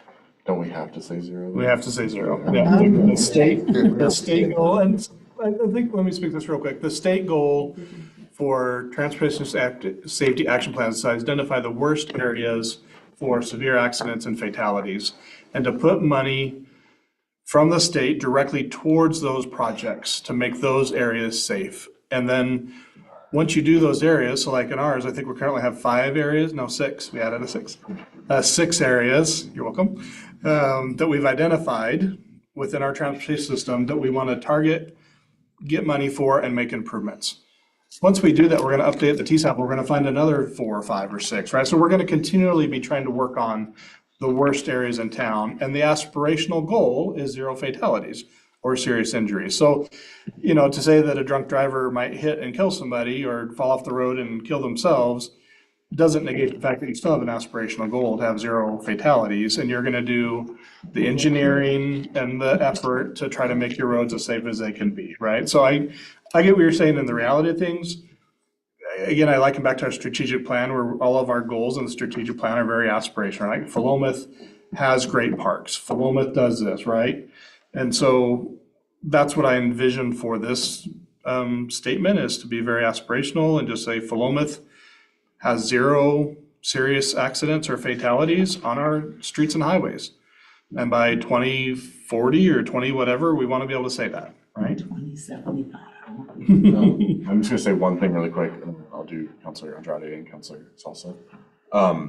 But I hear what you're saying. I think it's still the goal though, right? Like, we don't want anyone to die on our streets. So the goal is for no one to die. We understand we don't always have control over everything, and I would also just liken it to the school district's goal, which is to graduate every student and transition them onto a job, training, or college. They don't always graduate every student every year, but they have done it once or twice where they had 100% graduation rate. And I think just having that as a goal helps everyone kind of get on board, because, you know, I think it helps in the district. Then everyone's kind of going like, okay, how do we get this kid to graduate? Like, what more resources, what more support can we get them to graduate? Because our goal is to get them to graduate. So I think it makes sense to have that. But Counselor Andrade? To clarify something that you said, Chris, you said there are 6 areas identified in the TSAP or in Transportation Safety Action Plan. I don't remember seeing that. Not yet. Okay, that's what I thought. Can you let us know where they are to help kind of think about the vision and goals? Not off the top of my head. I could give you a couple by Paul. They're like with the dangerous That's parts. Or can we go out towards? They're inside city limits. I mean, it's Main Street, 19th North Street, 9th Street between Main Street and. Applegate and 19th, College and 19th, College 19th 19th and Main Main, and 9th Street. 9th Street. And there won't be any surprises on like, oh, I never knew that was a dangerous Yeah. part. You know, Oh, 8th Street. Pretty much lined up with what we were doing about our strategic Great, okay. goals. Like that, there's like right down the line. And that was put out, you know, in the surveys and things. Yeah. The input they take was the school circulation traffic study. That was an intake. They did a separate survey of the community that everybody could respond to. So we took that, comments from the police department, and then our transportation system action plan, which included their safe routes. So that's all the intake they took, and lo and behold, it's like, yeah, these are the same areas we've been talking about for years. I will say some of which we've taken actions for, and some areas used to be a concern and they're not on the list anymore, right? So that's a good thing, but we still have these kind of projects that just kind of keep hanging out because we haven't made enough fixes to them yet, so. Thanks. Yeah, I just wanted to, just because I was looking at the appendix B from the appendix B from the transportation system plan, and was trying to figure out which of these objectives listed in goal 3 about enhancing transportation safety may or may not be applicable, I guess, to some of these areas. And so, yeah, but they all sound like they do to me. I was mainly thinking about street lighting just because Main Street and Applegate is pretty well lit now. And wasn't sure where those areas were located in the TSAP, so never mind then. Okay, so just to clarify, for tonight, we need to approve something like these example ones on page 25? Is that kind of what? Yeah, and that's what I wanted to. Yes, Councilor To Sullivan. actually point out. A lot of these examples have a sort of a mid goal Right, as well. and then- And honestly, with the crash data that we have and the number of accidents and injuries, it probably doesn't make a whole lot of sense because Yeah. reduced 5 by 50%, Yeah, you know what I yeah, mean? right. Is Yeah. that, So right? statistically So- significant. So, Yeah. yeah, I think it's much more powerful to have just what our, Yeah. like the end game is, so. Okay. Well, To start, yeah, I kind of like number 7, but I'll put the caveat there on this page 28. I kind of like, again, just having a more general and saying, our vision is to do this, or our goal is to just say, the city of Philomath will have, or will establish, I don't know, it's like the start of this one. The city's Vision Zero resolution, or the city's Vision Zero. what about number 8? Yeah, I just don't like saying our goal. I would just say like, City of Philomath will reduce fatal and serious injury crashes to 0 by 2035. But I would add something like by focusing on our high crash, by focusing on our high crash areas and making continual improvements or something like what we're doing to get there, rather than just like, we're gonna have 0 fatalities and serious injuries by 2030. To me, that doesn't do enough. I'd rather say, and we're gonna, the city of Philomath will have no serious accidents or fatal injuries by 2040. I would line it with the 2040 calendar year by like giving direct attention to the highest areas of It's our concern and making priority continual projects, improvements. Yeah, actually. highest priority projects and making continual improvements to our roads and streets, something like that. Okay, not to like, Yeah. Why not? well, not to get in the weeds with like corporate speak, but isn't a vision statement supposed to not have those? Like the vision statement is supposed to be like, what is the end goal, right? Like at the end, we will have no crashes. And then you go back from the vision statement and you're like, and how are we gonna get there? So I guess I just am like, Agreed. Like I said, I'm more strategic plan. I want to tie it in, but I can back off of that. We can just go with the vision. well, I'm fine with it. just because I like the idea of having it be a little more robust, I was just wondering if we kind of go in the opposite direction and describe a little more of the end goal of like, not, I don't want to just have no crashes by 2040 or no fatalities or whatever, but like, I want Philomath to have like the safest streets, including having like, something that like, this, the goal of the city of Philomath is to have streets that are safe for all users. Right. And, including no fatalities or serious injuries by 2040. The positive. Oh, no, I hate number 2, where it's, the city aims to make our Yes, transit as safe as possible. It's like, so you're aiming? Right, I Right, like agree, that's the vision is to aim for Right. that. I think so something like the Philomath's vision is to have safe streets for all users, including no fatalities or serious injuries by 2040. I love Okay. The positive framing of it is a lot less morbid. Okay. That fucker is a chuckle. Huh. You still think about the one drunk driver that's gonna spoil the whole thing. So the areas, they have the areas, South 19th and Applegate, Okay. Yep, good. 19th at Main Street, Okay. that's a long one, 19th at College Street, I'm noticing a trend. a lot going on there, Yeah. 26th Street at Main Street, Okay. Okay. yep. Okay. Is 26? The farms. Well, that's where the way station is. It's on the east side of the way station or the west? It's right there, the way station's right on that corner. Yeah, I was getting 26, yeah. 17th and Main, Yep, and North 9th Street between Main and Maryland Drive. great. Those are the areas. Makes sense. Okay. So just to make sure, are we all okay with what I said? Any? I'm good with it. Yes. Okay. Motion. Okay, I'll move to adopt a transportation safety action plan. Don't move, just give me direction. I'm gonna bring it to you in a resolution. Never mind. I retract my half-made motion. To reiterate what I said. Yeah. Was the city of Philomath envisions, did I say envisions? No. They said the city of Philomath's vision is to. Yes, the city of Philomath's vision is to have safe streets, including no fatalities or serious injuries by the year 2040. 0, Zero, thank you. 0 Zero. fatalities. To say that. Up to say Play the game, but You like fatalities first or serious injuries first? Well, sure, we can do serious injuries first. 0 serious injuries or fatalities. Did you want to have a vision in there or just similar to the strategic plan of like, city of Philomath will have, like, I or think has to appease Okay, my colleague. That's fine. Say, Just curious.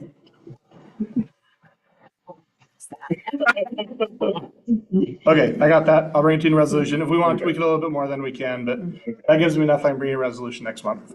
We're on schedule. Thank you. Thank you. Next up, we have the city-owned properties status update.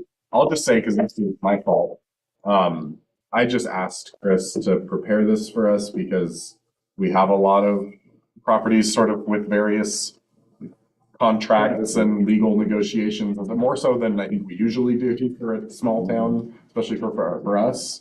Some of the stuff like the two Main Street parcels are a little bit just a status update, but then I wanted us to have a chance to just kind of check in about Skirvin Park since there may be more of a policy discussion there. So I appreciate Chris pulling this together. Should we walk through it? Sure, if there's typos, because I was firing this thing off right before I was leaving, so. Because to be fair to Chris, I did come into his office on Thursday morning and ask for this when the packet went out on Thursday, so. It's all good. I guess any questions on 1348 Main Street or 1917 Main before we, okay. I feel pretty good about where those are at now, just moving them along, and I think both of them have commitments for July, so. Skirvin Park, Chelsea's taken the lead on negotiations there. One of the provisions that the Frolic was most interested in, and full disclosure, while I was on the Frolic board, I probably led that charge because long-term, as we're expanding capacity for seating, and yet the parking area that we used to have is now privately owned, and we lost 3 acres. The Frolic lost 3 acres on the south end because that private owner is a little bit less friendly towards the Frolic and a little bit less willing to let the southern 3 acres be used year round. That lease is much more tight than it was when the Skirvins owned it. Not to say that it won't still be in use, it's just up in the air more now every 3 years on what the continued use of that southern 3 acres, which is mostly where the contestants are now. But if the contestants can't park there, then they're gonna have to park somewhere else, which, anyway, as the population of the city and the county increases, the attendance at the rodeo will continue to increase. And as that happens, we'll need to continue to find places for people to park so that we're not having an overwhelmingly negative impact on the surrounding neighborhood. And to me, that's the city's vested interest there, is trying to minimize the negative impacts on surrounding neighborhoods that the Frolic is causing. And the way that you do that from the Frolic standpoint is you look at alternative larger spaces for people to park. The Frolic at that time was looking at maybe shuttling people from the high school and using other like off-site parking areas to get people there. But all those come with price tag and fuel costs and, time and volunteers and staffing and all the other things. So Skirvin Park is directly adjacent. I listed in the pros, won't go through all of them, but directly adjacent. People can just park there, walk in. The parking metering, all that's pretty well handled. The park is already relatively closed to the public on Fridays because of the fireworks. So this is kind of an extension of that to more of the weekend. So there just seemed like some very positive ways to do it. At the same time, number of cons as well. Is Marys River Park and natural area, although I would argue that the field area isn't overly the natural area of the park, right? I mean, that's kind of in the trails and back in, but, it does limit the public's overall use of the park for park enjoyment during that weekend. You're getting some gasoline and some fuel leaks and stuff in there. If we were doing events there at Marys River every weekend, I would have a lot of concern. Once a year, I have quite a bit less concern, but it is a concern to just be aware of. If you got a big oil leak or something like that, Public Works might have to go out there and do some cleanup and whatnot. So there's definitely a concern there, some potential concerns that could come across there. It's definitely a big push for the Frolic to get that extra space. So they would like to see that built into the lease as part of the negotiations on, we're going to take a little bit, we're going to give a little bit. This seems like a nice give that we could do. But to the mayor's point, it'd be kind of setting new precedents. I did provide the language in here from the code that, within the parks, you're supposed to stay on the pavement. We tend to break that rule when it's convenient for us and hold to it when we need to. The car show being a great example. We go off the pavement for the car show and I'm done for the years. The frolic itself parks in a grass area of the Frolic and Rodeo grounds. But this would be a city park that we're parking on, similar to the city park, but we haven't done it before. So kind of setting a new precedence for this park anyway. So just looking for direction from the council, how you feel generally speaking about it, so we can give some direction to Kelsey and negotiate at least to include it as something we can negotiate, or hands off, no way, forget about it, find another way, shuttle, et cetera, et cetera. Counselor Salsa? There were just a couple of things as I saw this, Chris. One is, I did have some concern about the fireworks bit. How are you gonna do parking and fireworks at the same time? Because that's a very, They'd have to find a different place for fireworks, oh, which they've talked about. They've also talked about discontinuing fireworks or doing them a different night. gotcha. So that's a Okay, 'cause, yeah, 'cause they're, frolic thing. that would be just kind of a mess in there. I would be, I guess my suggestion would be in kind of a, because you're right, it's the whole sort of, it's a city park and we're gonna park vehicles on this. What if the Frolic and Rodeo would also help to basically restore the park condition once this is done? I mean, to repair any ruts and blah, That blah, blah, blah, language is blah, written blah. And a little bit of refresher on the trail, a little, like, help with the bridge work, for example, because we've talked about this before, you know, who replaces the bridges out there? Anyway, just something that they can kind of put forward is that we will help maintain the park in restoration and kind of a little bit extra. I think that would go a long way to, you know.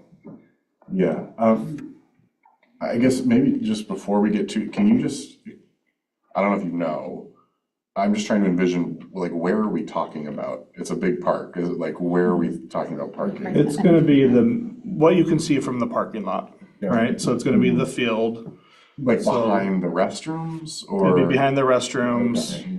up to where it gets really soggy on the north side, and then it would be down all the way to the south. I mean, it's gonna be, if you're standing in the pavilion looking out, it's gonna be all of that grass area. And what about the area, like the off-leash dog area? Would that- That's further back and it wouldn't be there. It's pretty narrow to get back there, and then you've pretty treed, and yeah, so it wouldn't be there. It would kind of end just Like what on you can the see. south side of the gravel path?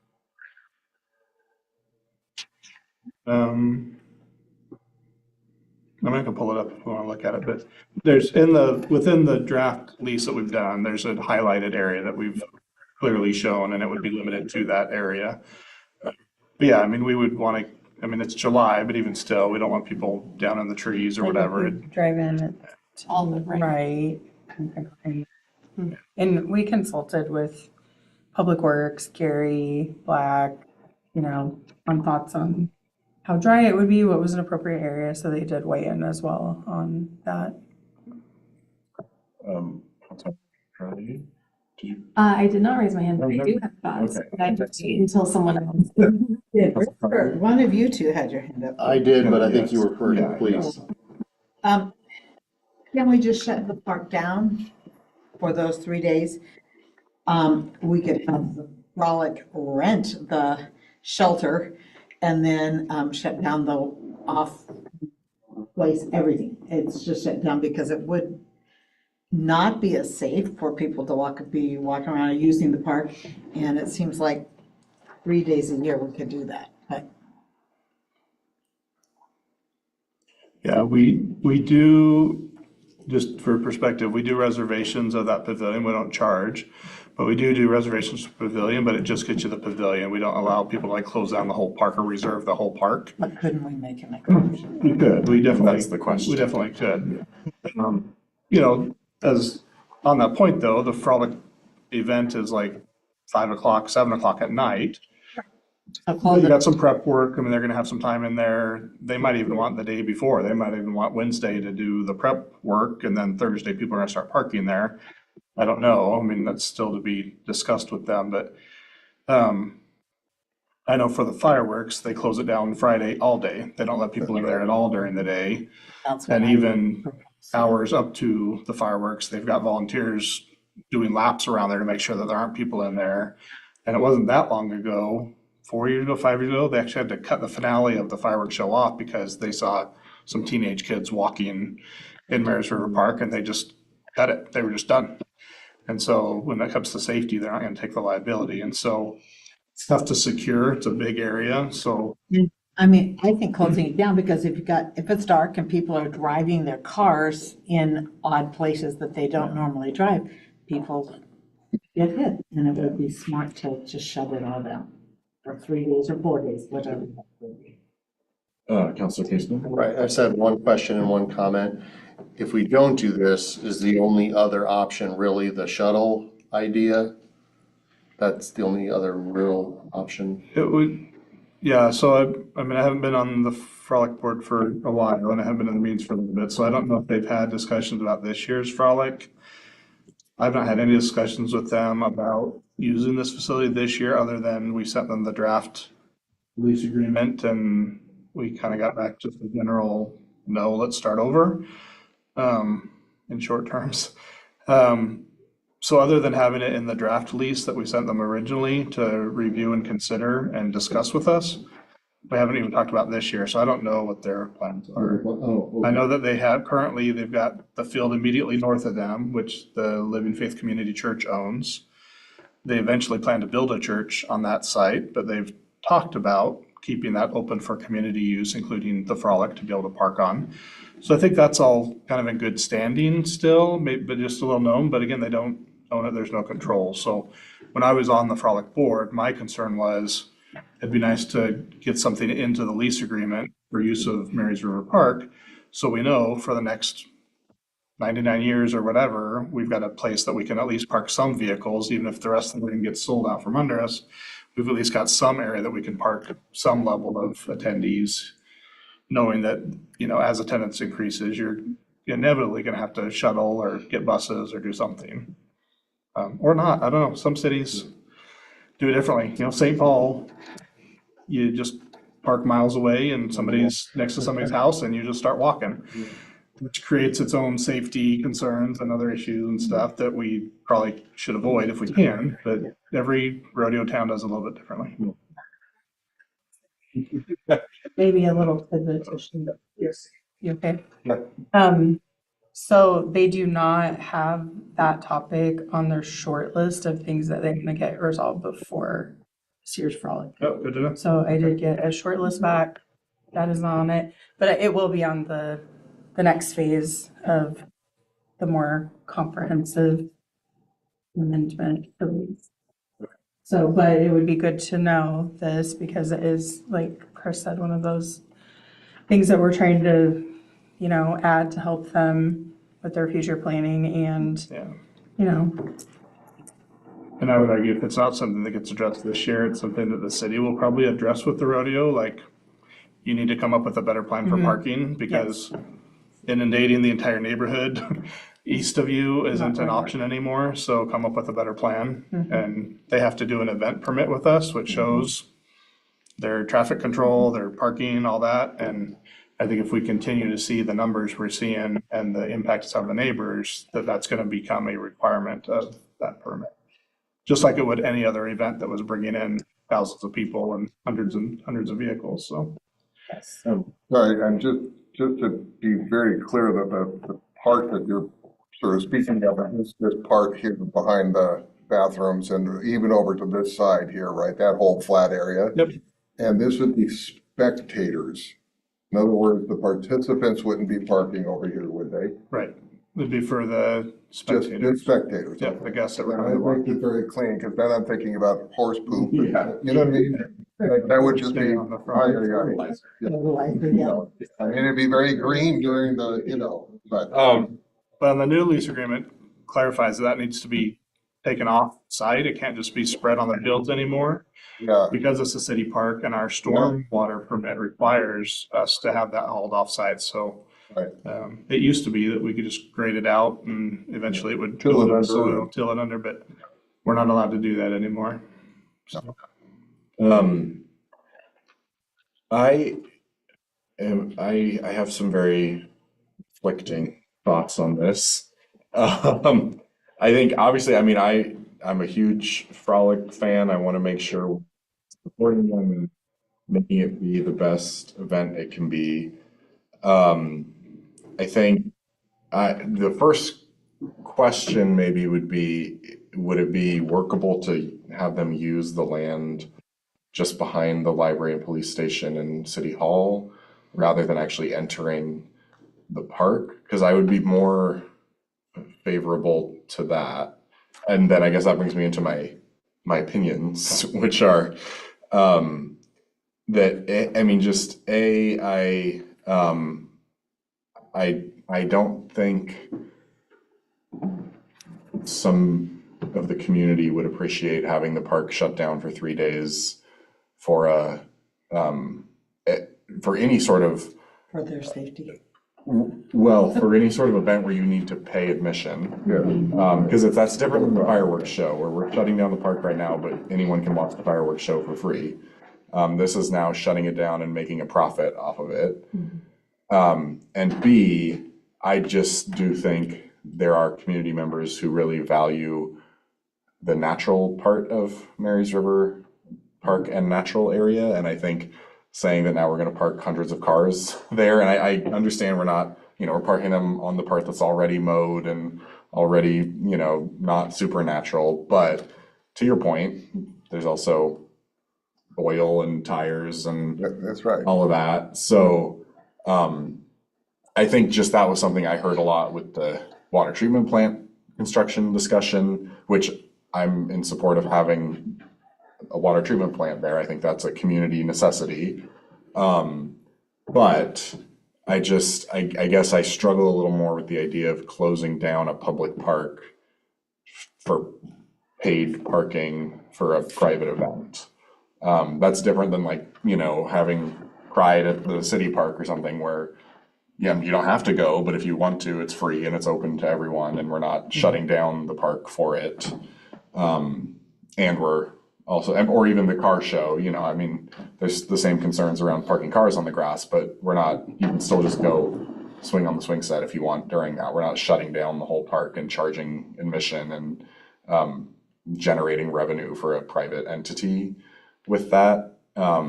And I mean, I get the Frolic is it's a community asset.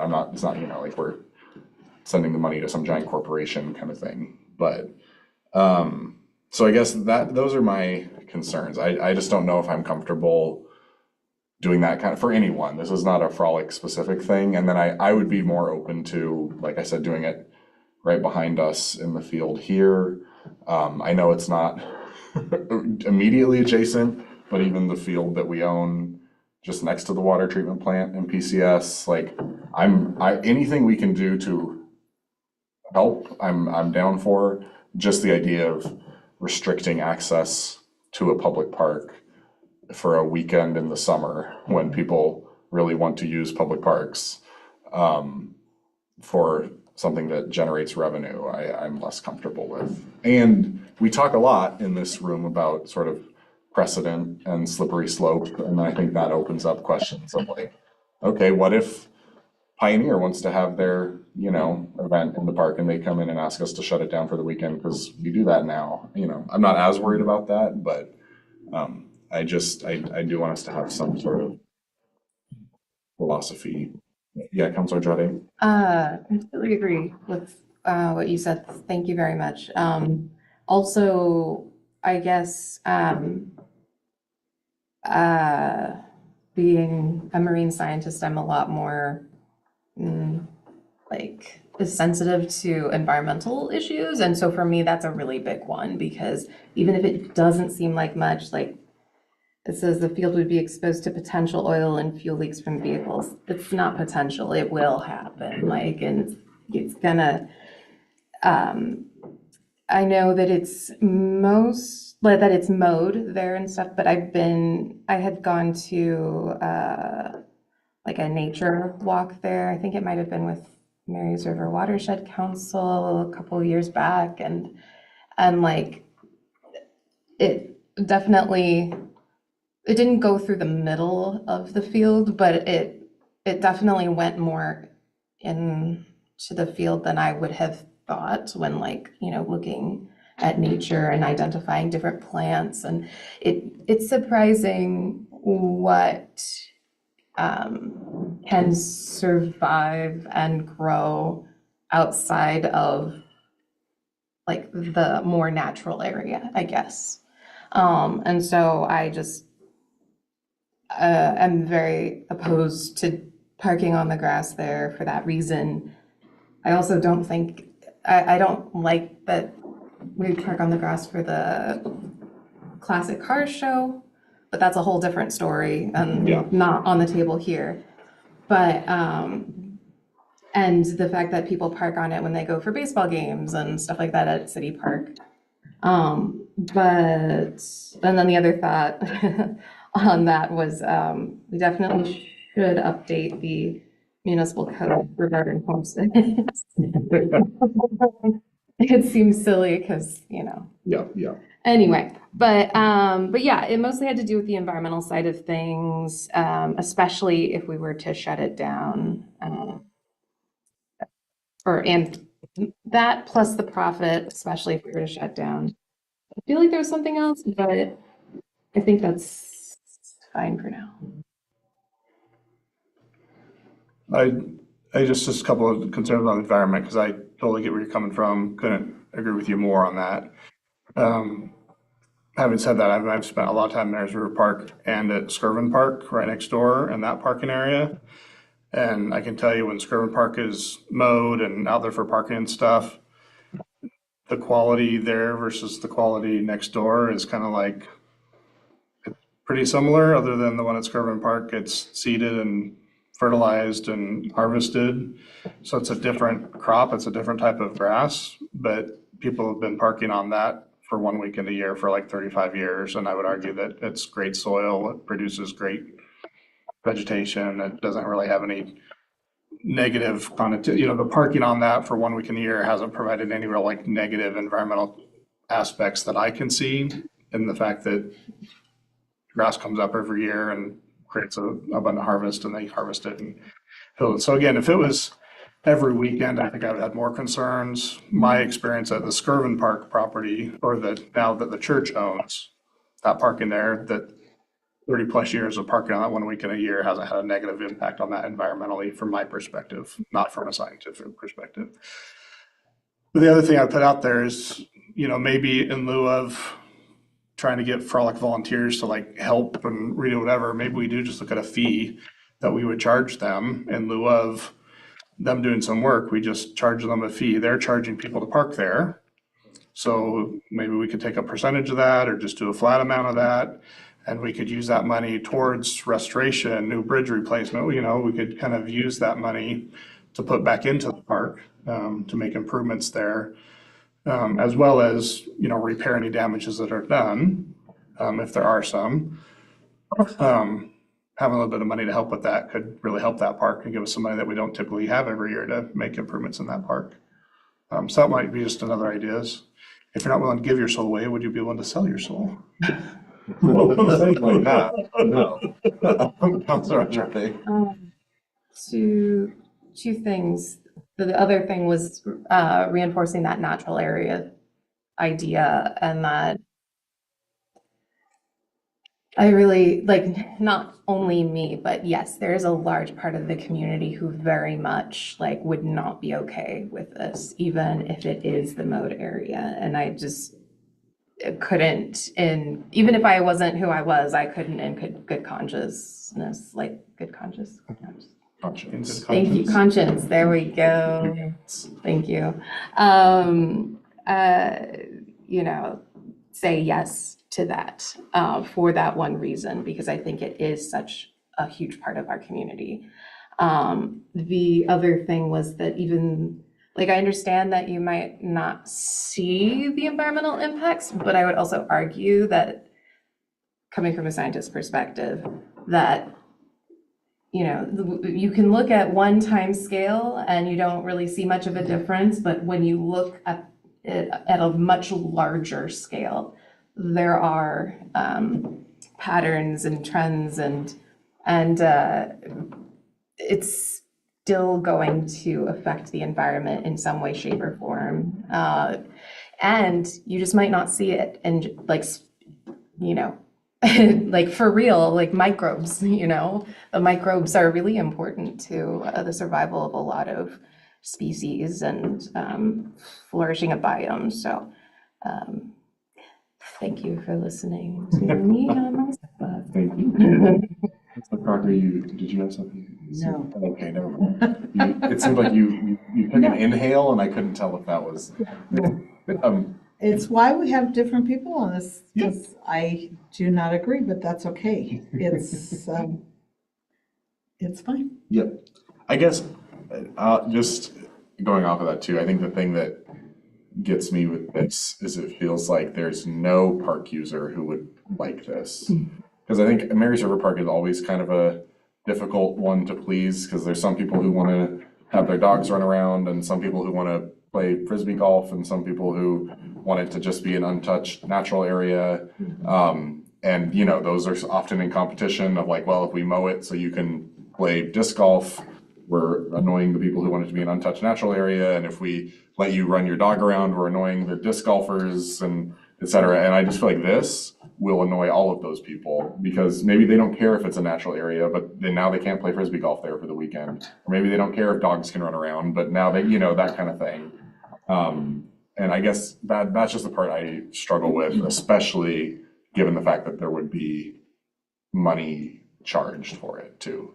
But yes. I have used that park several times and it would not bother me. So when you say it would bother everybody that uses the park, I don't think that's correct. I don't mean every individual, I mean the classes of users. There are pedestrian, I don't know. What do you do in the park? I have meetings and big picnics and Okay, yeah. things like that, but Exactly, so I I would guess just that's another. avoid doing it on that weekend, because I wouldn't want all that noise anyway, Yeah, myself, so. Sir, background that a little bit too, Mayor. I mean, I am an active park user. I go there often. I do disc golf there. I do whatever, but I wouldn't have any problem with the frolic parking there on a weekend and me not be able to use it. And I wouldn't even care if the city was making money on it or not making money. I like the idea of the city making a little bit of money on it and knowing that money could go towards some improvements to the park. And I'm like, yeah, that's fine. So I don't know. I think there's segments of the population that would be just fine with it. yes, and I'm not doubting that. I just hope you're not doubting us when we say there are segments of the population that certainly would. Yes, please. Do they pay for parking? I mean, I've gone to the Frolic Club. Yeah. I don't remember ever paying. $5 is what they've typically charged in the past. When you enter, maybe you're going in the wrong way. Because I guess that's part of it, is like, it's one thing, it's like the parking in the park discussion. But for me, there's a whole separate discussion of just anything that is like, you're restricting access to the park unless you pay for something. And like, in my mind, those are two separate discussions of like, I have thoughts about parking cars on grass and I have thoughts about paying for access to the park. This just happens to have both of those issues at the same Yeah, I time. mean, traditionally, there's a large, I mean, again, on Thursday, it's the evening, right? Friday, it's limited to the evening. Saturday, traditionally, there's been a lot to do at the Frolic that you don't have to pay for. I'm getting into the arena, But the you do. parking, that's all I'm talking about is the Right, paying to for parking. Pay to park there, you would have to, Yeah, right? yeah. So it's limited. there. Except if you're Mrs. Crocker, then. Yeah, then it's small time. So imagine community event, they don't care paying $5 for that. I brought my coffee, so I have $5 now to pay. Just saying. I don't, yeah, Yeah, we should vote and go with the majority, and I will lose, and that's okay. well, okay, any other discussion, from, Not on this specifically, but would now be a good time for a request regarding the negotiations with the Frolic?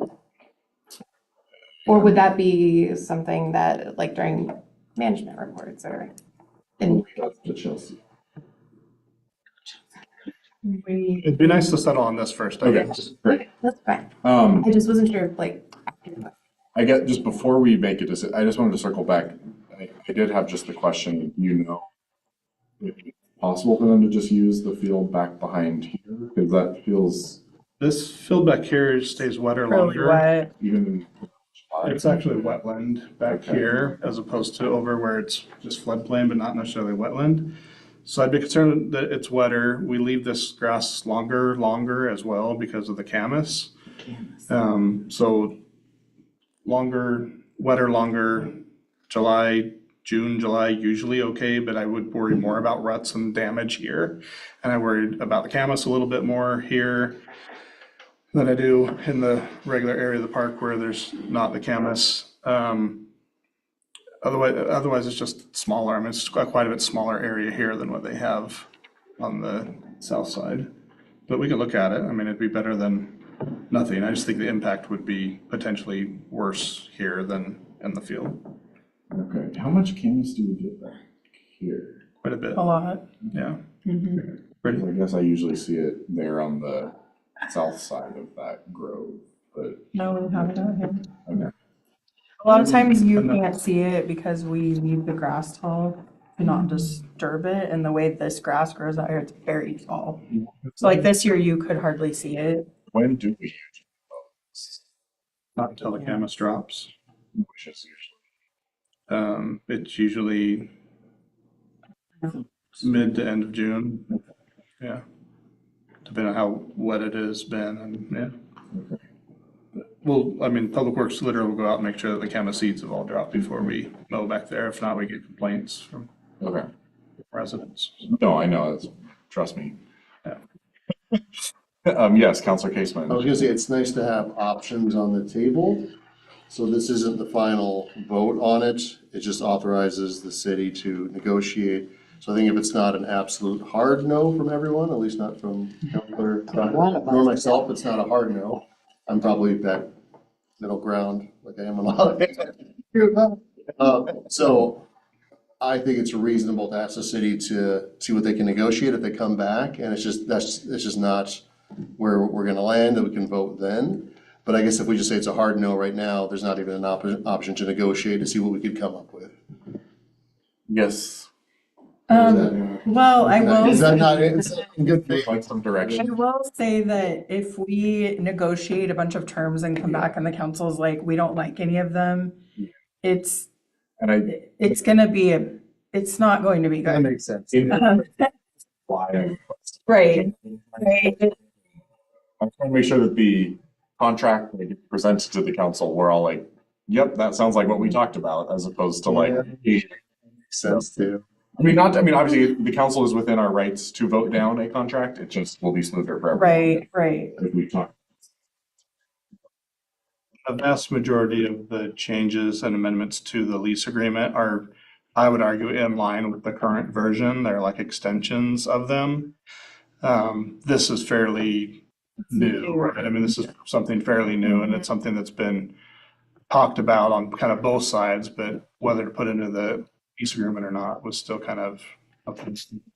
And not to belabor it, but as I was sitting here reading, and maybe this doesn't matter at all, or I don't even know what it means exactly, but first pro, the Frolic Board has made the case that one of the original intended uses of Mary's River Park was for public parking during the Frolic. This is taken from a letter drafted by the Philomath 2000 chair.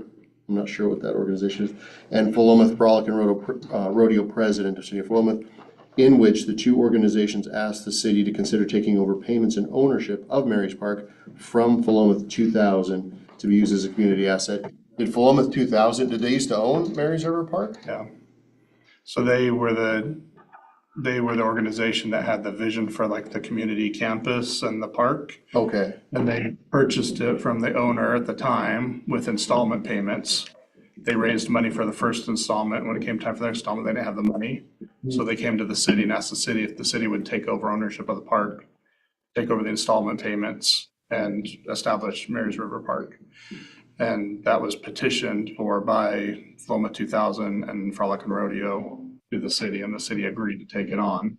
no agreements were made, like, oh, now you can park here. But that was one of the original Yeah. visions for that park from, at least from those two And it's been organizations. 26 years, so, and if it wasn't like formal, legal, I'm not trying to make a point out of that. It was just, it was an interesting Yeah. thing that it seemed to be a part of the soft agreement, but There was some foresight, however many years ago, that the park would or could be used for additional frolic parking at the time. Or it's interesting. Are you able to share a copy of that with us? I can, I just didn't include it here, just 'cause I didn't want to like hit it over the head with the hammer time and time again. But I thought it was an interesting point when we came across that letter, like, oh, that was one of the original intents.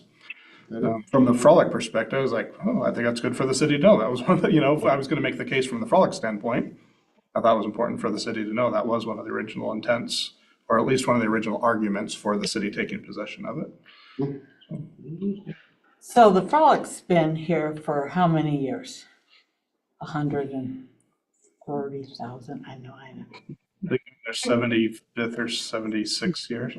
And the park's only been here since 2020? 2000. The flow mission. 2000. Yeah, I remember that group though, and I remember The who goal was was on goal it. in They 2000, what was going to be done in 2000, but all this happened back in the 80s. 80s and 90s. I remember the group and I remember respecting a lot of people. So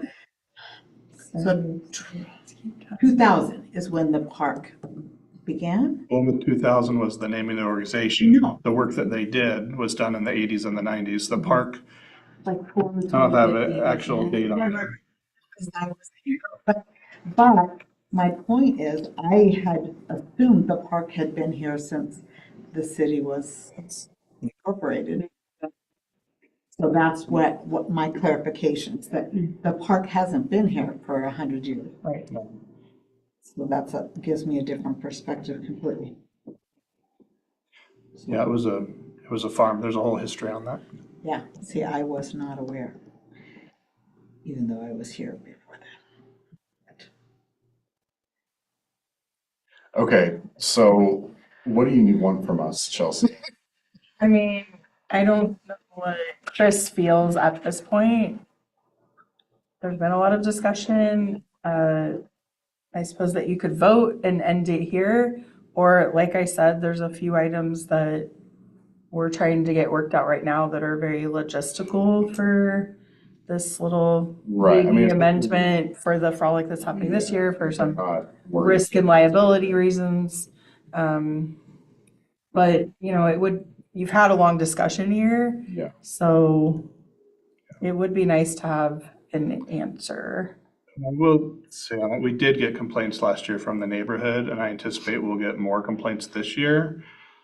I think last year was like the first year, and people were like, why is everybody parking out here? And it's like, Area? yeah, Cedar and on the 13th even. And mostly, it's a combination of people that there wasn't room to park, so they parked there, and others who didn't want to pay to park, so they parked there. So some of that will still happen, but when you add 2,000 seats or 3,000 seats and you don't add any new parking, then where's everybody to park? I think that was a problem in last year. The Frolic didn't make any provisions for new parking. I think the Frolic's been, well, I can say I've been eyeballing Marys River Park for a couple of years, and it wasn't something that we negotiated with the city last year and probably should have. But this year, as the lease renewal came up, I was like, oh, that's a good time to negotiate that with the city and come back to council and see if that'd be a provision we can get into the lease agreement, so we know that that land is set aside for use of the Frolic. So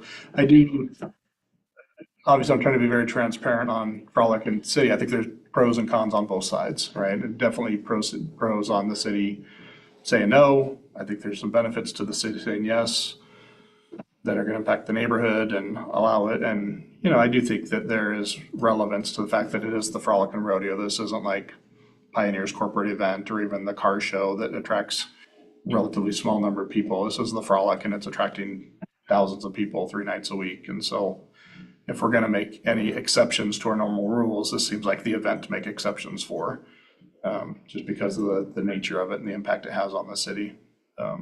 But I totally understand if the council's not comfortable and wants to give clear direction to the Frolic that, nope, we're gonna keep this a park, it's a natural area, make other arrangements. They just need to know that going into it. Counselor Andrade and then Counselor Carter. I was just gonna say that I do appreciate what the Frolic does for the community. I am still a hard no for parking at Mary's River Park. That said, if the council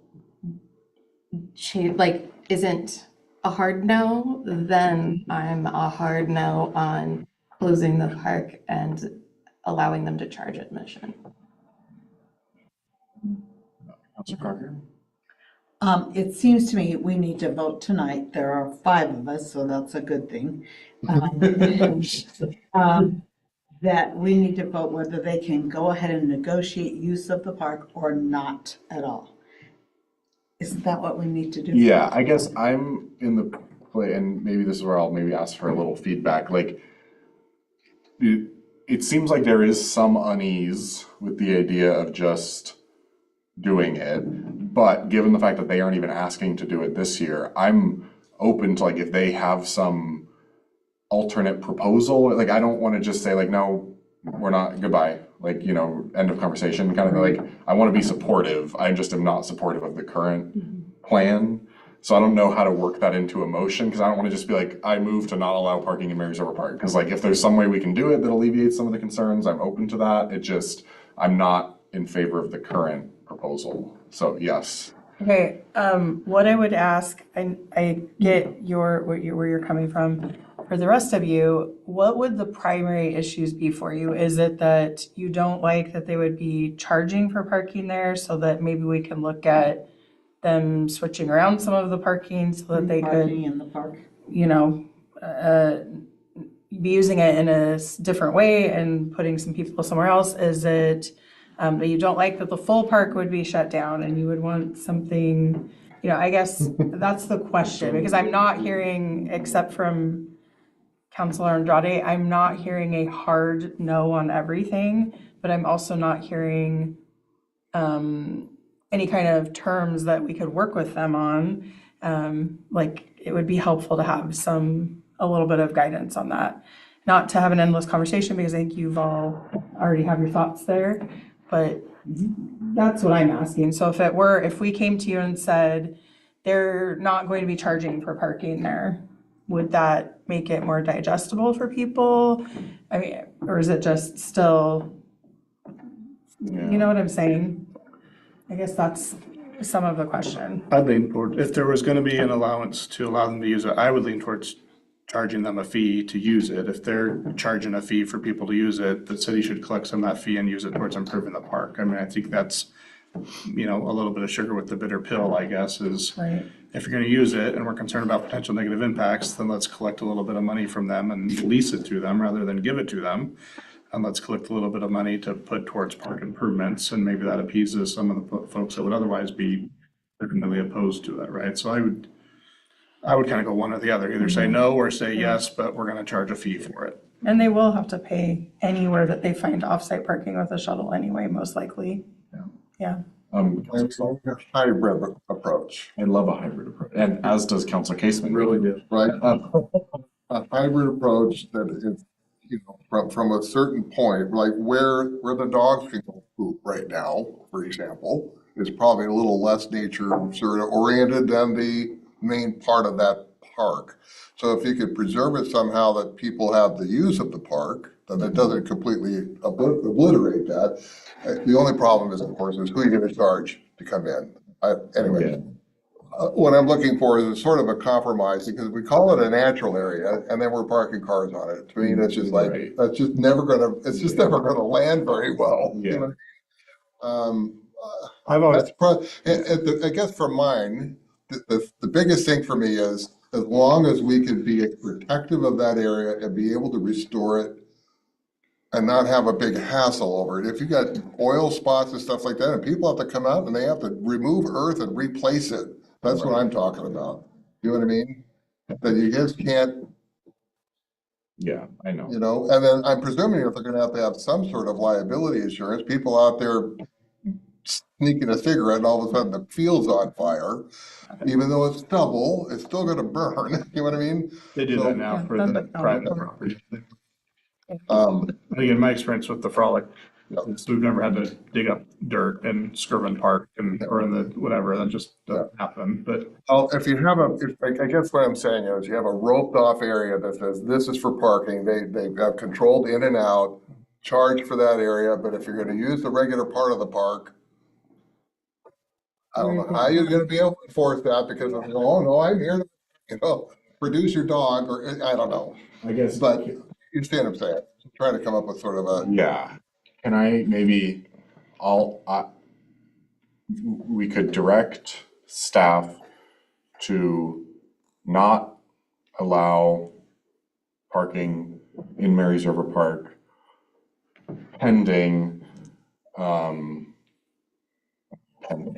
with the option for the Frolic to submit a plan that like clearly minimizes impact to park users I think that's a and good idea. park lands or something. If they can come up with something else. A proposal. Yeah, I mean, the easy one is just not include it in the lease agreement, just keep it out of the lease Sure. agreement, and if the Frolic wants to come to the city on separate terms, say, we'd like to use the park. yeah, Here's our terms, so I mean, the easy solution is just don't put it in the lease agreement at all. works for me. And if they want to come to the city with a proposal this year or next year, they can do that. Again, the city's concern is going to be when they submit their event permit is going to be, what are you doing with all your parking? And my concern is they're going to come to the city a week before the Frolic and go like, oh crap, we need parking. And we're going to end up in a last minute discussion on it, which is fine. We just may get there. And I can help encourage the Frolic to approach it sooner than that, but We have their application, it just came in. do they? Mhm. Just recently Okay. came in? So then I guess I'll move to not include use of Mary's River Park for parking in the lease agreement for the Frolic and Rodeo. Okay, it's been moved by Mayor McMorrin, seconded by Councilor Andrade to not include use of Mary's River Park for parking in the lease agreement with Frolic and Rodeo. Is there any discussion on that motion? I know we've barely talked about it. Oh, wow, you got a lot of. Yeah, this is. Okay, Mayor, if I can just say, I don't want to pretend I'm speaking on behalf of the Frolic and Rodeo, so I hope I was very clear on that. I'm not on the board. Yeah. I don't speak for the board. They've, they're negotiating with Chelsea directly on the lease agreement. My comments were strictly as a past board member, a previous interest that I had while I was on the board, something that the board at the time I was on the board expressed concerns about and were actively saying, when the lease renews, this is something that we should put in there. Many of those board members are no longer on the board either, and so I don't want to pretend that I'm speaking on behalf of the Frolic. So if the Frolic is listening to this again, I'm speaking on behalf of me as the city. I'm not speaking on behalf of the Frolic. Don't be upset at me and send me hate mail. I'm just speaking on the discussions that were had prior to. We'll do that and whether we get it into the. I've always had to be careful with my membership on the Frolic board and my position at the city, and on this stance, I'm trying to give pros and cons and opinions on both sides that benefit and hurt both sides. But I'm not speaking on behalf of the Frolic. any other discussion on the motion? Seeing none, would all those in favor please raise your hand and say aye? Aye. Those opposed, nay. The motion passes 4-1. And forward to seeing the lease once it's finalized. But wait, there's more. I'm gonna preemptively request that we extend the meeting till 9:45. Okay? I'm trying to learn instead of just doing it in these little like 5-minute increments. I'm just accepting our fate. Okay. This is ordinance 894, vacation of the North 8th Street alley, which was previously discussed. This is the Ramsey property, which we already voted on our intent. This is just the ordinance codifying that intent. So, any very brief remarks? It's what the mayor said, just again, as far as a reminder for procedure, we'll read it twice by title. I can do that for you this evening, and then we'll take a roll call vote. If it's unanimous, it'll be approved effective 30 days from now.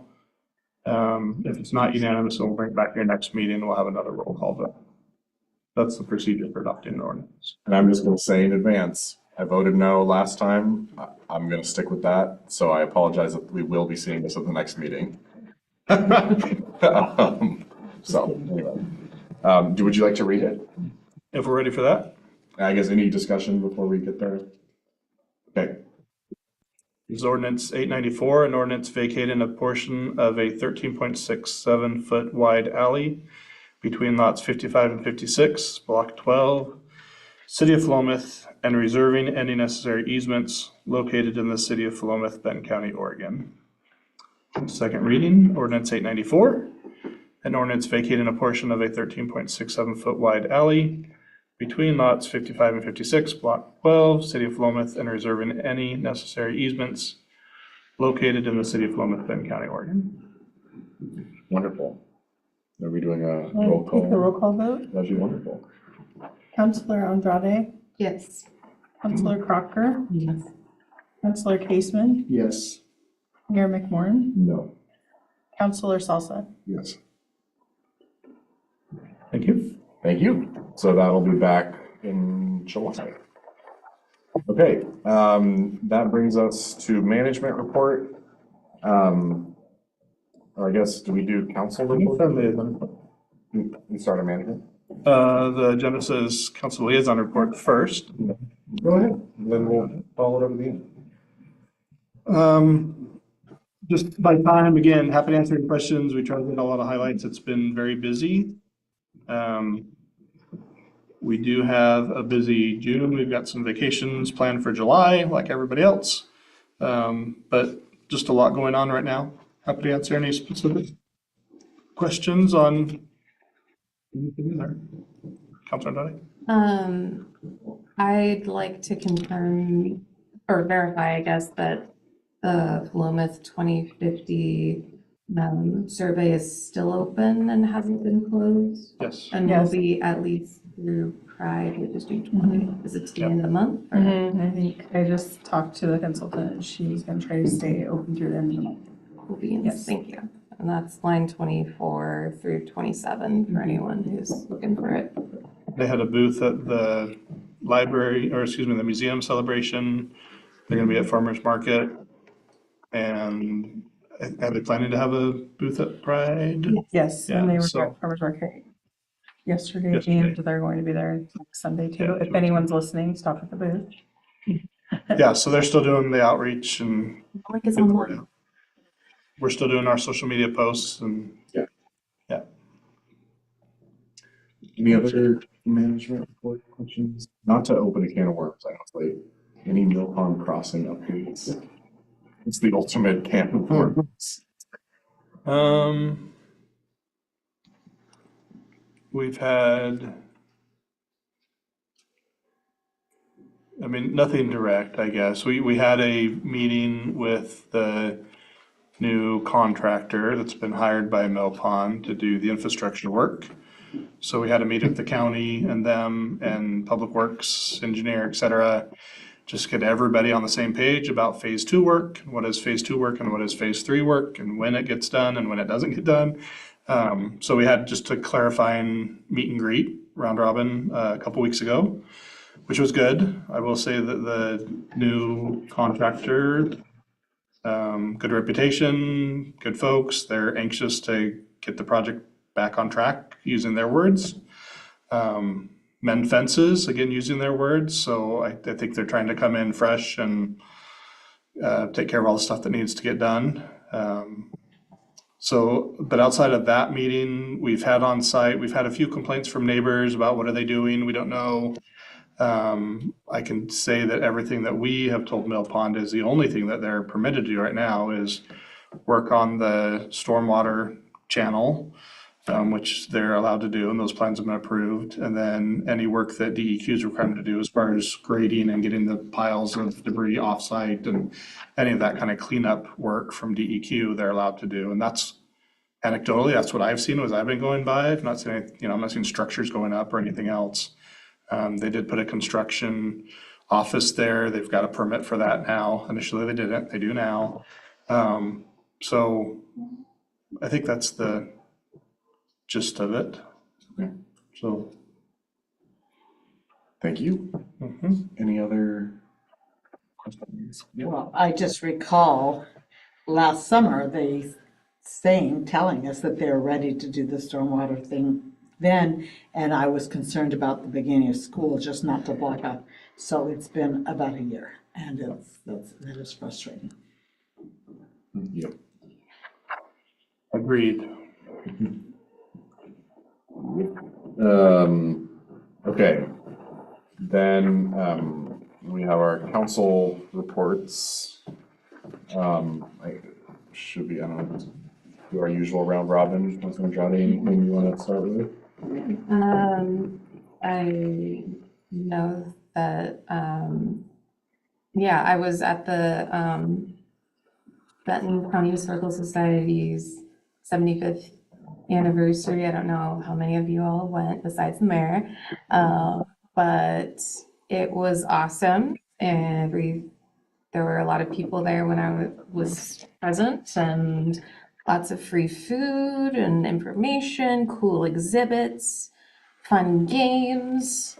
Yeah, it was awesome. Looking forward to a new chapter in the Willamette Museum specifically's history, their journey book. Yeah. Wonderful. That's all. Thank you very much.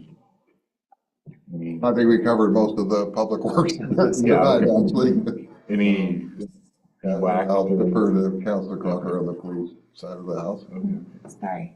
Oh, yes, I forgot, since you talked about committee, yeah, inclusivity, or not inclusivity committee, Pride. Inclusivity committee will be at Pride. Pride is June 20th. Also free, / if anyone wants to donate, check it. This is wait, I can't say that right now, can I? As an individual person, as Are opposed to you- a counselor? are you gonna financially benefit from anything? No, thank you, Sure, you're go right. ahead. The community will benefit. Yeah, if anyone wants to donate, everything is free. Thank you, Counselor Crocker, for helping to contribute. Yeah, check out our Facebook page, Instagram page, for more information, or email me, or PlymouthPride@gmail.com. Thank you very much. Okay. Yes, I'm a liaison to PYAC, and just over a week ago, they had their annual carnival. Yeah. I spoke to Eddie and Adrian over at PYAC after, and while they don't have the final numbers, they do think it was one of the most successful years. And in particular, their silent auction, they said was especially successful. Oh, okay.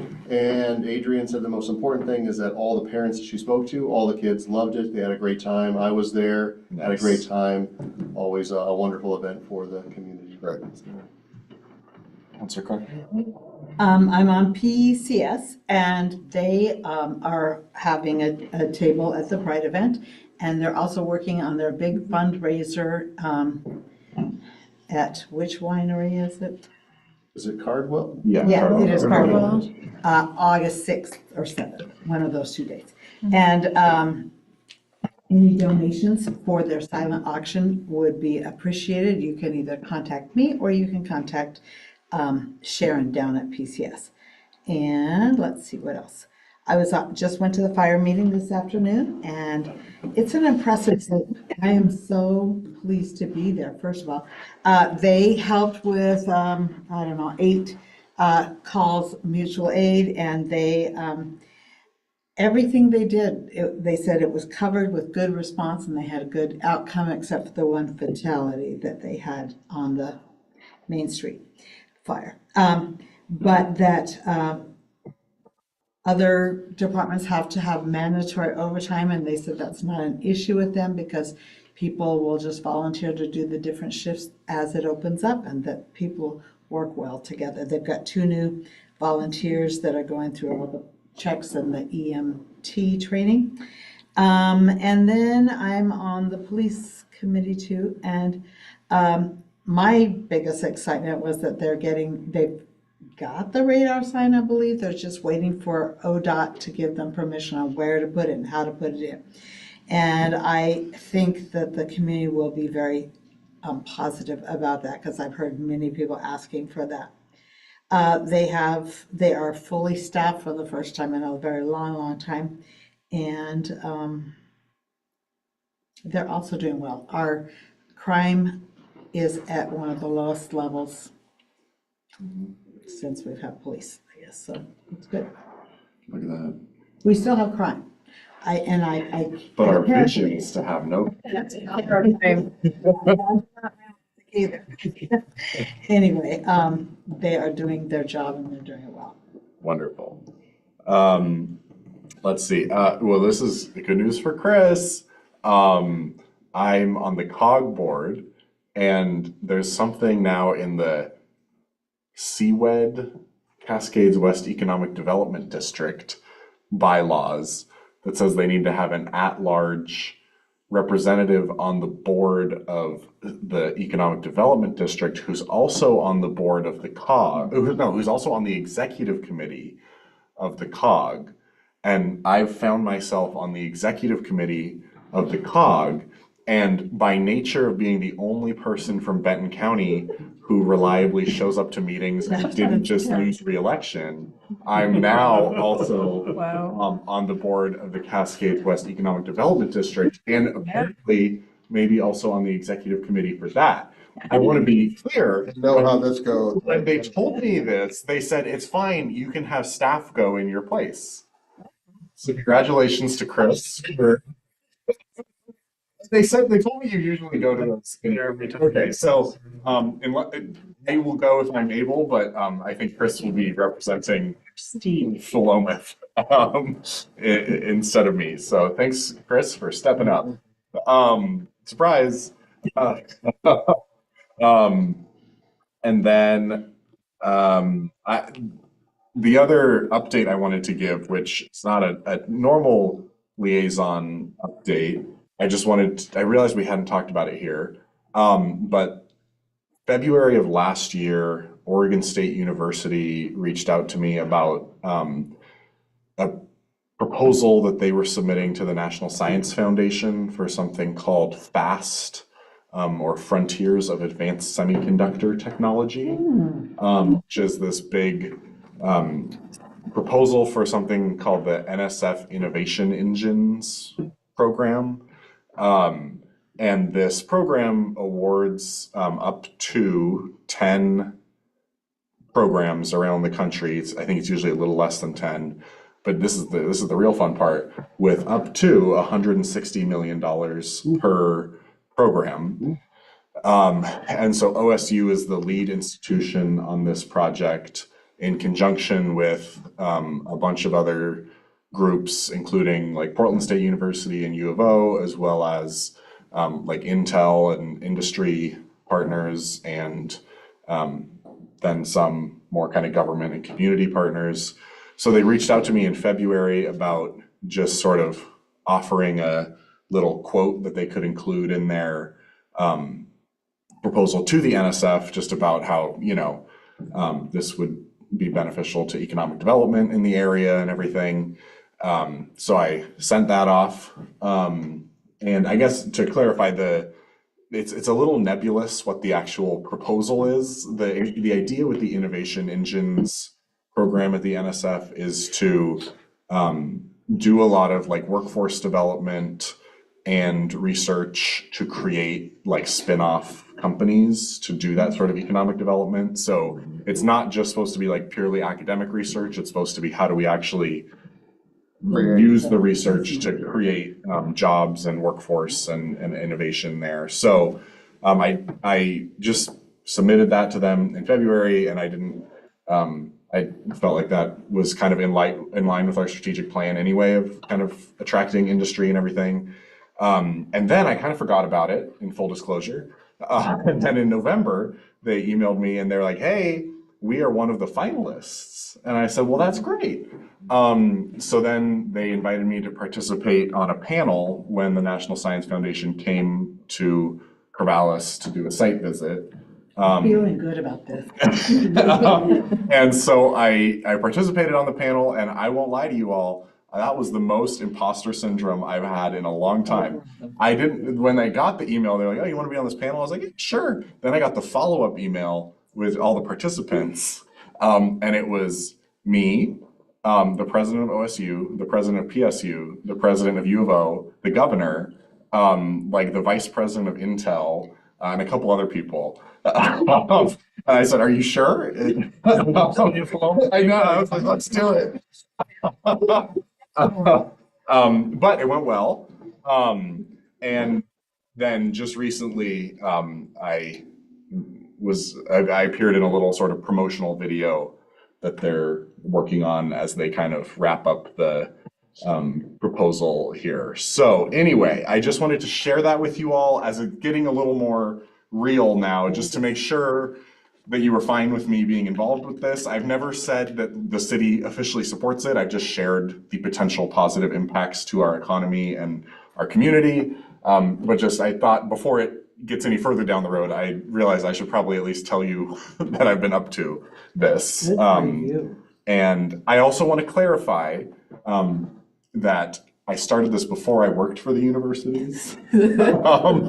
And I did my due diligence, and I got an opinion from the Government Ethics Commission stating that this is not a conflict of interest for me to either be doing this or to be asking you all to sort of support me being involved with it, because the money from the National Science Foundation would be sort of like an enterprise fund where there's no way it could financially benefit or be a detriment to me in my professional capacity. So anyway, that's, I guess, we don't have to take I just wanted maybe consensus that you all are good with this and fine with me supporting it, and that the city is broadly supportive of the goals of that. Okay. Yeah. As long as you share the video. Once I have a copy of it, I will. You all know that he had a minor in videography. I'm going, how do these things fall in your lap? I don't know, but that's really This was fun though, because I got to be on the other, I got to actually be on camera for this one. I didn't have to make it. So, okay, anyway, that was my sort of adjacent update. But if you have any questions, I'm happy to talk more. I just know it's late, so. Congratulations and thank you. Well, thank you. Shout out to the OSU people. The one, you remember when I went on my cruise last year and gone for, they invited me to go to the president's box at an OSU football game because they were going to have like semiconductor industry people there. And I've never been sadder that I missed, because I was gone. But anyway, okay. Sent you a couple emails during that. On that note, any final thoughts or anything for the good of the order? Okay, then we have our budget committee meeting this Wednesday, and then we'll have another city council meeting. When is it? 22nd. 22nd. Yes. At what time? 7, 5:30, what time? I think it's 5:30, but I think we'll keep it at 7. 5:30. Chelsea, with Crystal's out this week, right? I'm gonna be in Salt Lake City on Wednesday, so if you could send. You have the Zoom link from before, it's the same. I'm sorry? I can send it again, but it's the same. It's always the same Always the for all the same. city. It's fresh link. Yes. Putting in the black hole of space, it's not a good idea. I know if it were up to Mike, it would be 5:30. I do just think for the community, it's important to always have council meetings I start. think we have done the second meeting at 6 instead of at 7, but I don't remember. Maybe we talked about that? Yeah. Did we keep it at 7? Okay. I will say that it's possible that there could be an executive session, Oh, great. Okay. Well, there you go. short. Yeah. So it would be short. Okay. So we'll plan for 7. Okay. That gives us time to do the executive session. Okay. Maybe at a time. Yeah. And as far as I know, the only thing on the agenda for that would be the budget. We might throw the ordinance on there, just because I know Ramsey's chomping at the bit to do some development there. So we might throw Salaries, It's on there for a second. potentially Yeah. collective bargaining agreement for AFSCME. Yeah, I guess And tax thing, or the fee thing? city service fee will be on there. I know there's better way than. And. I guess, and I'm trying to look, I guess we should have said in updates all the annexations passed and psilocybin ban is now not passed by 7 Oh, votes. Yes. But I guess, do we have a timeline for when we? Well, we need to get the certified election results first before we can take any Yeah. action. They can be another month or two. Okay, so- 5 or 7 votes. Yeah. Yeah. I know, it It was, just happened to flip, right? Yeah. In- yeah. We have to, I just think it was Interesting. Very interesting. Yep. keeping us I updated haven't- on. No, no. they're wonderful. Brad's been great. The last thing I'll say on that, I know we're at time. I loved those results for the psilocybin vote because I feel like what we said in the council was that the community was pretty divided on it and there was no clear path. And boy, were we right. I still think it was a miscommunication, because I had people going, well, do I vote yes on this to get it to not have it in our community or no? And I'm Which, just you know like, what, that may be true, but I bet then you could say that for the other side too. Perhaps. Yes, So, you're right. Yeah. Yeah. There's a reporter from KZI that came up like 2 days after the election Oh, really? and looking for the scoop. We're like, why is this such a controversial issue in Philomath? And I said, I think it's just the opposite. I think that everybody's pretty laissez-faire about the issue. You know, I think most people are like, if it is, it is. If it isn't, it isn't. But she was kind of like, oh, this is real controversial. It's so close. And I'm like, no, it's very uncontroversial and it's so close. Yes, controversial. Jessica and I have had many words. We are over our prescribed time, so I'm going to adjourn the meeting at 10:46 p.m. and we'll see you all on Wednesday and on the 22nd. See you Everybody. Wednesday.